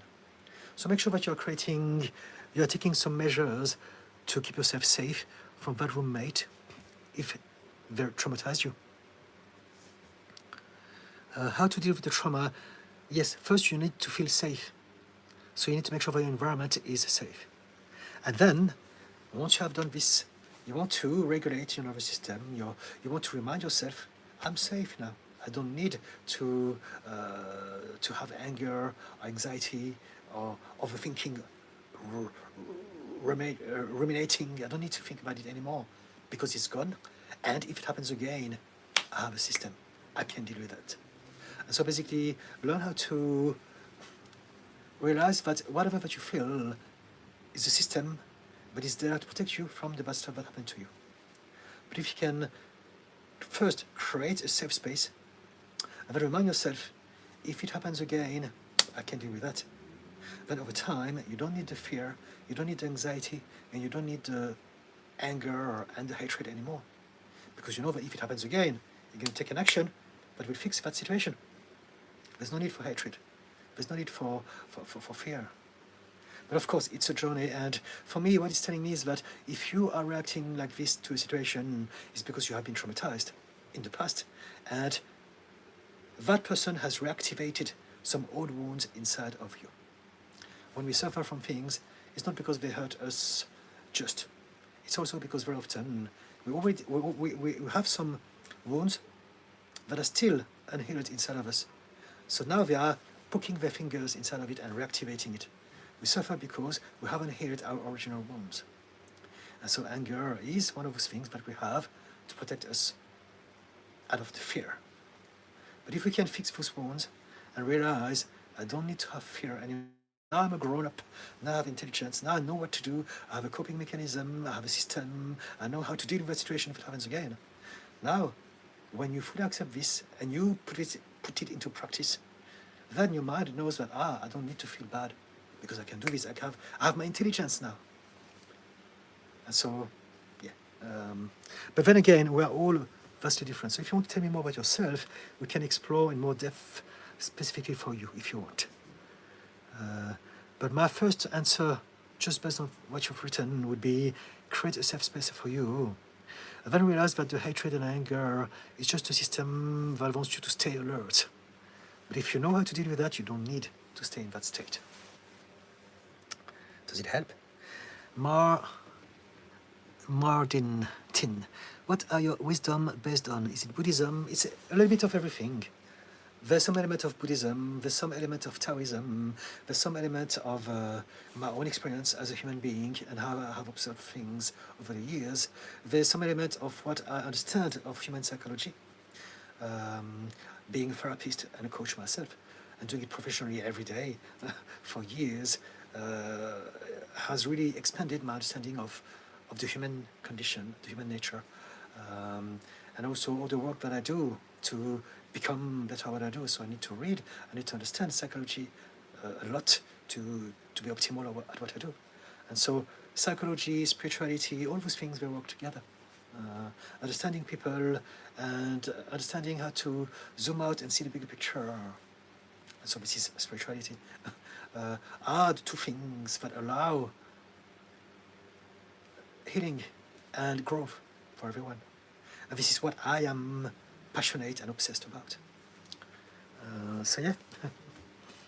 But I'm not a Buddhist, I've got to say, right? Some things about I am not anything. I don't put a label on my belief. I don't need to follow a school of thought. I borrow different bits and bobs from everything, from everywhere, and it's very flexible as well. Because they're just belief, and so because I understand that belief, I just believe, I choose the belief that will work in my favor, for my well-being, for my expansion. And I get rid of the negative, limiting, toxic, divisive belief. Because those don't serve me. Or at least they don't serve me anymore. JT Valentine, Benjamin, that's a very difficult situation to be in, and I would advise to focus on yourself and only help others once they have learned to help themselves. It's not easy, it's his mum. We can't say that. I understand you come from a good place, but we want to do something, and you can't tell him abandon your mum. I think it's easier to just say basically be there for her, because Benjamin, I think, is expressing that he loves his mum, he cares for her, right? And so he can do something, but he doesn't have to do all those things that he thinks he should be doing. Just being there for her and listening to her, and do some reading, coming back to my life and asking me questions and expanding his understanding of mental health and psychology gently, gradually, will help things go in a better direction, little by little. Everything adds up. Everything compounds. JT Valentine, because otherwise it's never ending. Benjamin, thank you, brother. It's been happening for about 6 months now. It's very stressful for me and family. I'm just trying to find something that can help her. So, do like I said, it's only stressful because you haven't found the solution yet. But if you focus on the progress and the process, it's not stressful. It's a journey. It's ongoing. There's no deadline. There's no time limit. It's just about you taking your time whenever you can, whenever you have energy, do some research, read stuff, come to my life, talk to me, talk to other people, and eventually you will gather some more information. You can pass it on to your mum, and she will start to grow as well. It doesn't have to be stressful. It's only stressful because I want it right here, right now. Why haven't I get it yet? This is the stress. It's the pressure that we put on ourselves. But if you tell yourself, it's okay, we're doing our best every day, my best is good enough, she's doing her best, I also need to look after my family, I've got other obligations, we're all doing our best, and I'm going to do the best I can with everything, but I can't do more than my best. The stress comes from you wanting to do more than your best, trying to solve everything, to do everything for everyone. That is going to be stressful for sure. And so, let it go. Tap yourself, pat yourself in the shoulder. I've done well, I'm still going to keep doing well, that's enough. And every day, brings new moments, new opportunities, new possibilities, new ideas, new luck. Turbo Munch, can you fight? I think that we can all fight in some capacity. I used to be involved into combat sports, so I have some understanding of fighting, yes. But I don't do this anymore. This was my old life. Now it's all about this and that. Martin, how can I define my social anxiety? I try to socialize, but I seem to be always the most least interesting person if there is a group of people. It means that you're with the wrong people. How about that? We try to fit in and we don't realize that there are all sorts of groups. And some groups, you don't need to be interesting to be accepted in some groups. Right?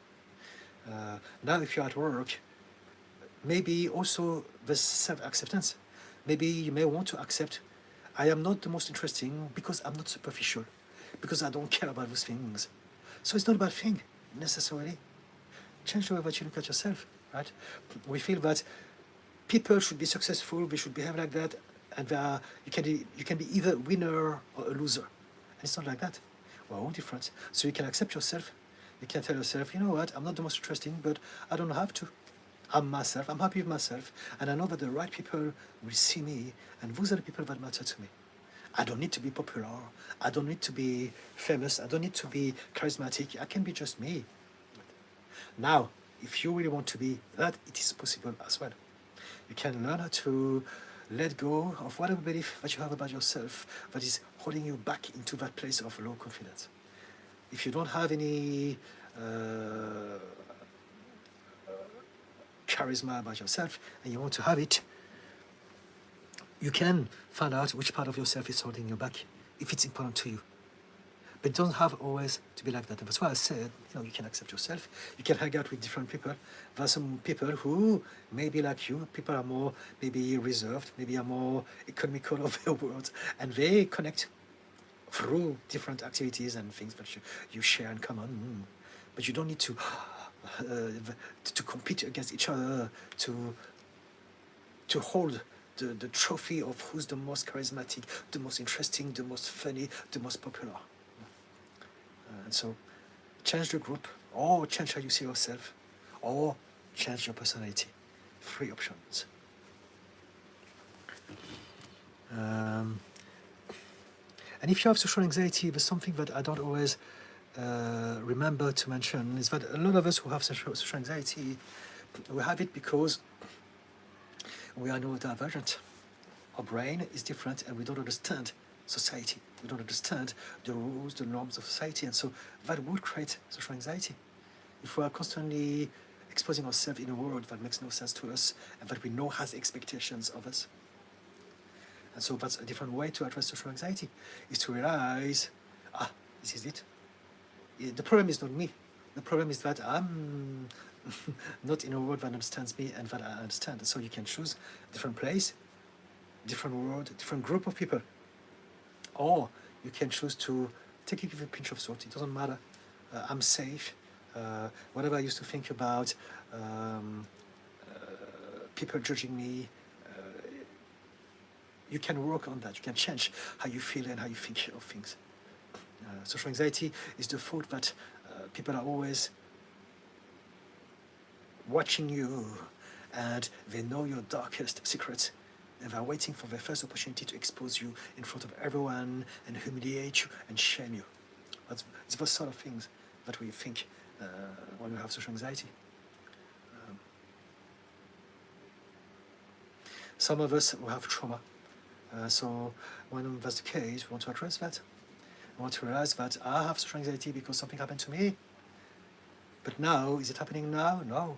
I can gradually learn how to be more confident and more comfortable with exposing myself to the world, to people.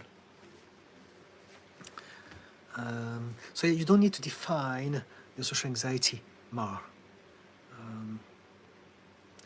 You want to question, what is the thing that you want to change the most? Do you want to change your environment? Do you want to change your personality? Or do you want to change, what was the other one? the importance that you have of those people. Maybe you can just be there for socializing. It's not important. I think everyone is pretending, everyone trying to fit in, everyone is wearing a mask. So play the game if you want. That's the way to do this. But with a pinch of salt. It has no consequence. It doesn't matter. It's just casual socializing because the company wants, or maybe you don't need to do it either. A lot of things we don't need to do. We believe that we have to. Mr. Watchman, hello. JT Valentine, what's your most favorite and least favorite thing about the world? Not necessarily humanity, but the world. My favorite thing about the world is the fact that there is a world, that it exists. What I mean by that is that there is an experience. There is something to live. There is something to observe and to try to change. That's amazing in itself. My least favorite thing about the world, there's none. If I look at things from the perspective that the world is neutral, and there are good and bad, and I can make my own world by choosing where to invest my focus, my time, and my energy on, that there's nothing bad. I don't judge the world as bad. There are things that I prefer. I prefer kind people over self-righteous, mean, and hurt people. But at the same time, because I'm a therapist, I have compassion for those people. And I look after a lot of them as well. And so, because of that, if you have the right mindset and the right perspective, there's nothing bad about the world. There are things that I prefer. From my perspective as a human being, yes, there are some evil happening. Some people who are killing others, who are starving them, who are genociding them, for instance. People who are controlling them, manipulating them. There's a lot of terrible things. In the UK, in the US, in Palestine, in Europe, all over the place. But that's because I'm looking at it from the perspective of the human being. If I zoom out and I look at it from the perspective of the observer, it is the world. It is what it is. The universe is made of everything. Everything. The universe is everything in space and time. And so the universe doesn't care about good or bad. It all exists for a reason as far as the universe is concerned. From my perspective as the human being, there are things that I don't like. But if I can zoom out, I can understand for one moment why it's there. And it's not for me to judge. It's not for me to condemn. What I can do is to have my preference.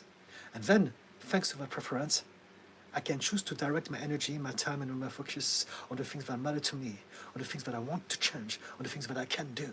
And now I am empowered. Now I have a mission. Now I've got a purpose. Now I've got something, and it's a good thing. Right? I hope it makes sense.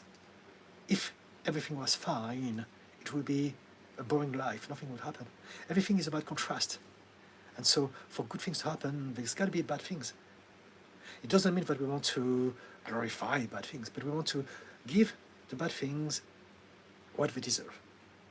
Without the bad things, we will not have an awareness of what the good things are. If everything is good, there's nothing to compare it with. But it's like health, for instance. If we are always healthy, we don't care about being healthy. We don't even know about the concept of health. It's taken for granted. The first time we suffer, we have an illness, we break ourselves, something. Now we're realizing, gosh, health is so special. I love health. I want health more than anything else. But we have to have that experience first. And it's the same thing with everything. Unless we've been heartbroken, we don't know the value of love. Unless we have lost something, we don't know about the value of having that thing, and so on and so forth. And so when I look at the world, I look at it like that. Everything exists for a reason, and it's not about what is. It's about what am I going to do with that. And so, again, there are good stuff and bad stuff everywhere, all the time. Where we focus our energy, the mindset that we choose to have, is going to determine our experience. So you go. JT Valentine, what's one impulse, because we all have them, that you're aware of, that you have to suppress? A lot of them, just one of them. Sometimes I'm a human being like everyone, so sometimes I get surprised, sometimes I have a little bit of fear, sometimes I have a little bit of anxiety, sometimes I have a little bit of anger, sometimes I have a little bit of sadness, and I don't have a problem with them. I experience them. They are part of me. They're only a problem if they are chronic, if they become a pattern, if they affect my quality of life, because it means that there's a belief that needs to be upgraded, right? But the emotions, the impulsivity, the impulsions, they're very human. They're absolutely fine, and we want to embrace them. It's okay sometimes to be scared, to be angry, to be sad, and it's an experience. The problem is if we are always like that, if we're obsessed with those emotions, now it means that there's a belief, there's a system that is that needs some upgrading.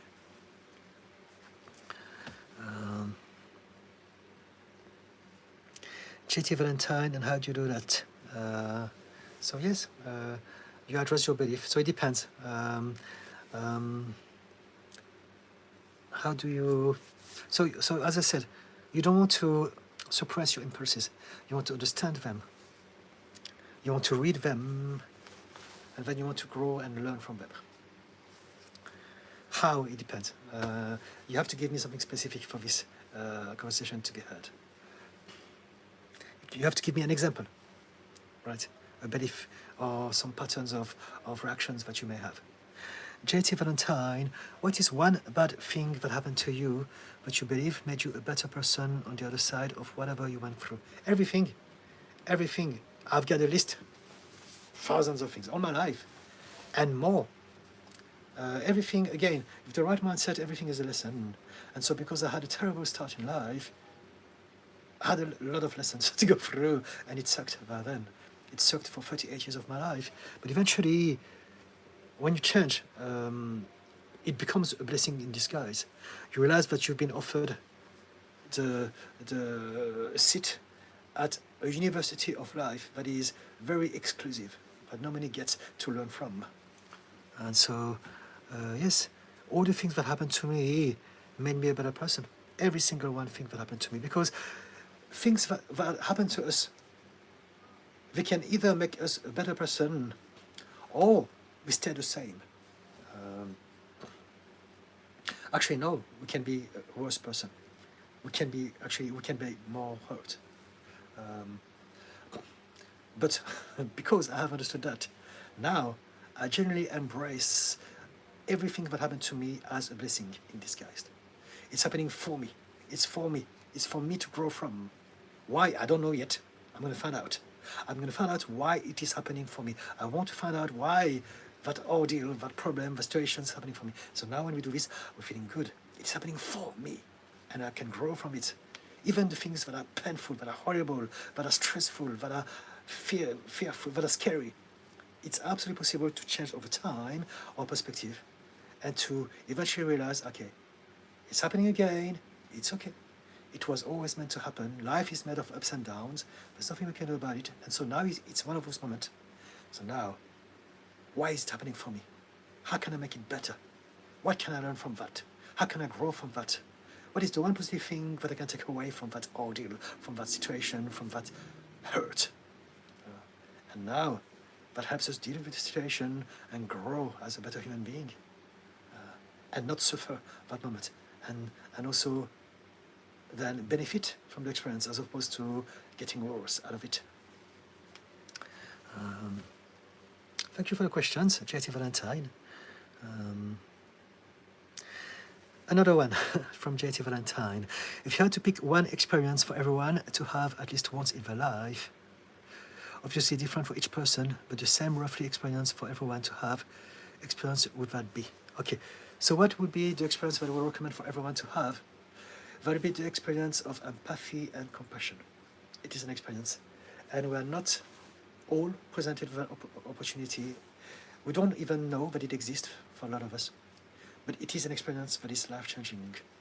Empathy, which means putting yourself into someone else's shoes. That's it. It is the one experience that would fix humanity.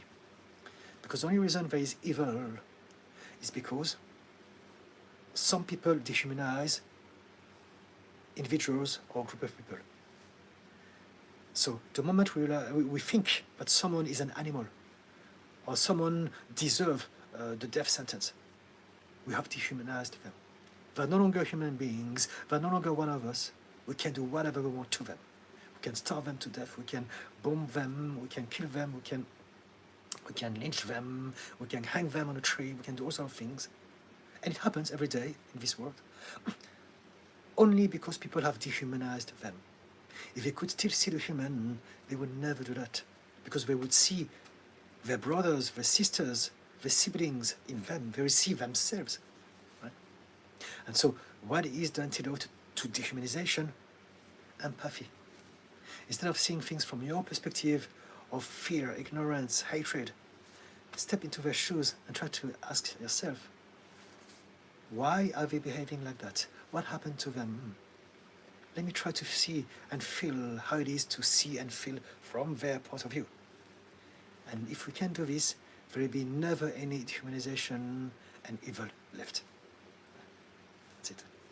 But it's not just about the world, even for ourselves. As we have empathy, we are seeing things from different perspectives. So we are expanding our own perspective. We are raising our level of awareness. And this is how we expand our experience of reality, our understanding of the world, and ourselves in it, through empathy. And this is why meeting different people, traveling, opening our mind to different ideas is so important, as opposed to being narrow-minded, closed. I know it, this is what I know, and no one is going to prove me wrong about it. Because those people who behave like that, they come from a place of fear, hurt, stress. And so that happens for many of us. I was like that for a long time. So it's not the people. They get to do that because they're on a state of survival, because of the environment, society. Society is very, very unforgiving. So we want to change this. And the way we change this is precisely by learning how to be more empathic, so that we can all reconnect, can be reminded that we are all one mass of energy. We can do better together as one race, the human race. Okay, I'm just realizing it's 7 minutes past 8. So I'm going to read quickly because it's the end of the live. I apologize for the ones who asked me questions I didn't get it answered, but I'm going to cover them very briefly, but I will come back. I will do live every... So if you have interest, if you want me to cover the next things that you have asked me in that thread, in that live, come back Wednesday or Friday next week. Every Wednesdays, every Friday from 6 p.m. UK time, between 6 to 8, I plan to come on YouTube live. Right. Let me read quickly. Benjamin, thank you very much, brother. I really appreciate it. Fantastic. Thank you. Benjamin, I will come back to this later and watch again. Fantastic. JT Valentine, what's one piece of sentence of wisdom you would say or give other than everything is possible but nothing is guaranteed? Next time. JT Valentine, hatred is a defense mechanism to not let anyone in, especially when people fear rejection, but doesn't mean it's bad or good. Hatred is bad. Yes, it is. It is. It is bad. It is bad. It's very bad because it's creating problems and restriction. We can understand why it happens. I understand. This is maybe what you mean.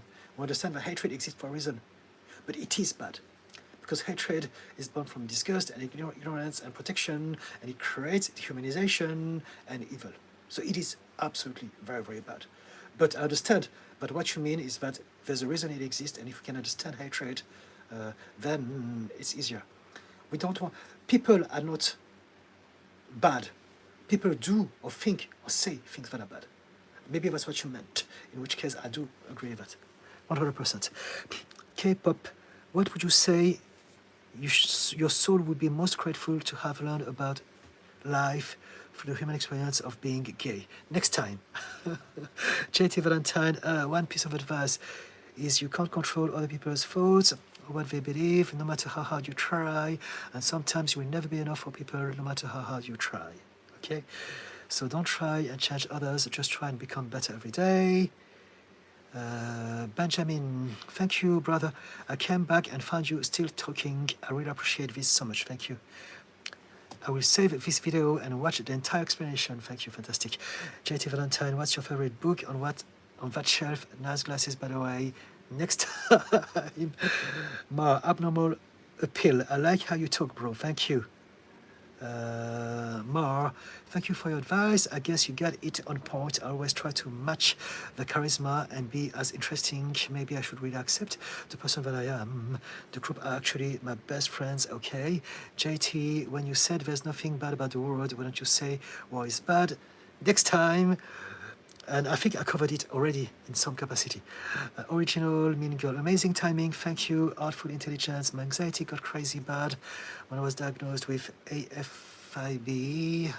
Now I'm on heart meds and anxiety meds. I drove my sister's truck the other day and my heart rate was 105 the whole drive, but I lived. Okay, I can expand it. I would love to talk about it more next time if you don't mind. Rachel May, you're amazing, much love, thank you. Duku, if we're not all trauma, emotion, reactions, how would someone with dissociative disorder validate our sense of self? Next time, Duku, I'm asking because I've been listening to your new video. I'm halfway through. I would love to talk about it, but I've got to go now. I've got to go. So please subscribe to my channel and come back on Wednesday or Friday next week. And I would love, remind me about conversation, and I would love to explore this in more depth. Duku, next time, Lord. Oh, yes, fantastic. I finally reached the end of it. Yes. Shady Valentine. Then isn't hatred bad? Okay. Next time is going to be my final word. Guys, I love you all. Thank you for watching. Thank you for interacting or watching in the background. Remember, I am both on YouTube and TikTok. So if you use TikTok, please follow me there. If you're on YouTube and you are not subscribed, please do subscribe. I do live twice a week on YouTube, for sure. Wednesday, Friday, 6 p.m., at least for the time being. And so we're in September 2025. So at least for the next couple of months, I'm going to stick to that schedule. And if it works, I'll stay for a longer time. And I also do it on TikTok. However, on TikTok, I don't leave the videos behind, whereas on YouTube, I do. So YouTube is slightly better. And also YouTube is scheduled, whereas TikTok depends on my mood and level of energy and schedule and availability. I also post 3 short videos every day, on both platforms. And from today, I've resumed my production of long-form content on YouTube. So check it out. It's out there from this afternoon. And every week, every Friday, there's going to be 1 new long-form video. At some point, I will post 2 a week. But at this point, I think once a week is what I can promise. And so if you have interest, please follow me, subscribe. If you have any comment, any question, do type it in the comment section. And that's it. Thank you. Get your friends involved if you believe that they could benefit from my help. And look after yourself, be kind to yourself, and take care, everyone. Bye, you're amazing. Thank you, JT Valentine. Stay hydrated. Yes, absolutely. May out west. Thank you. Looking forward to seeing you next time. Fantastic. Guys, love you all. Thank you so much.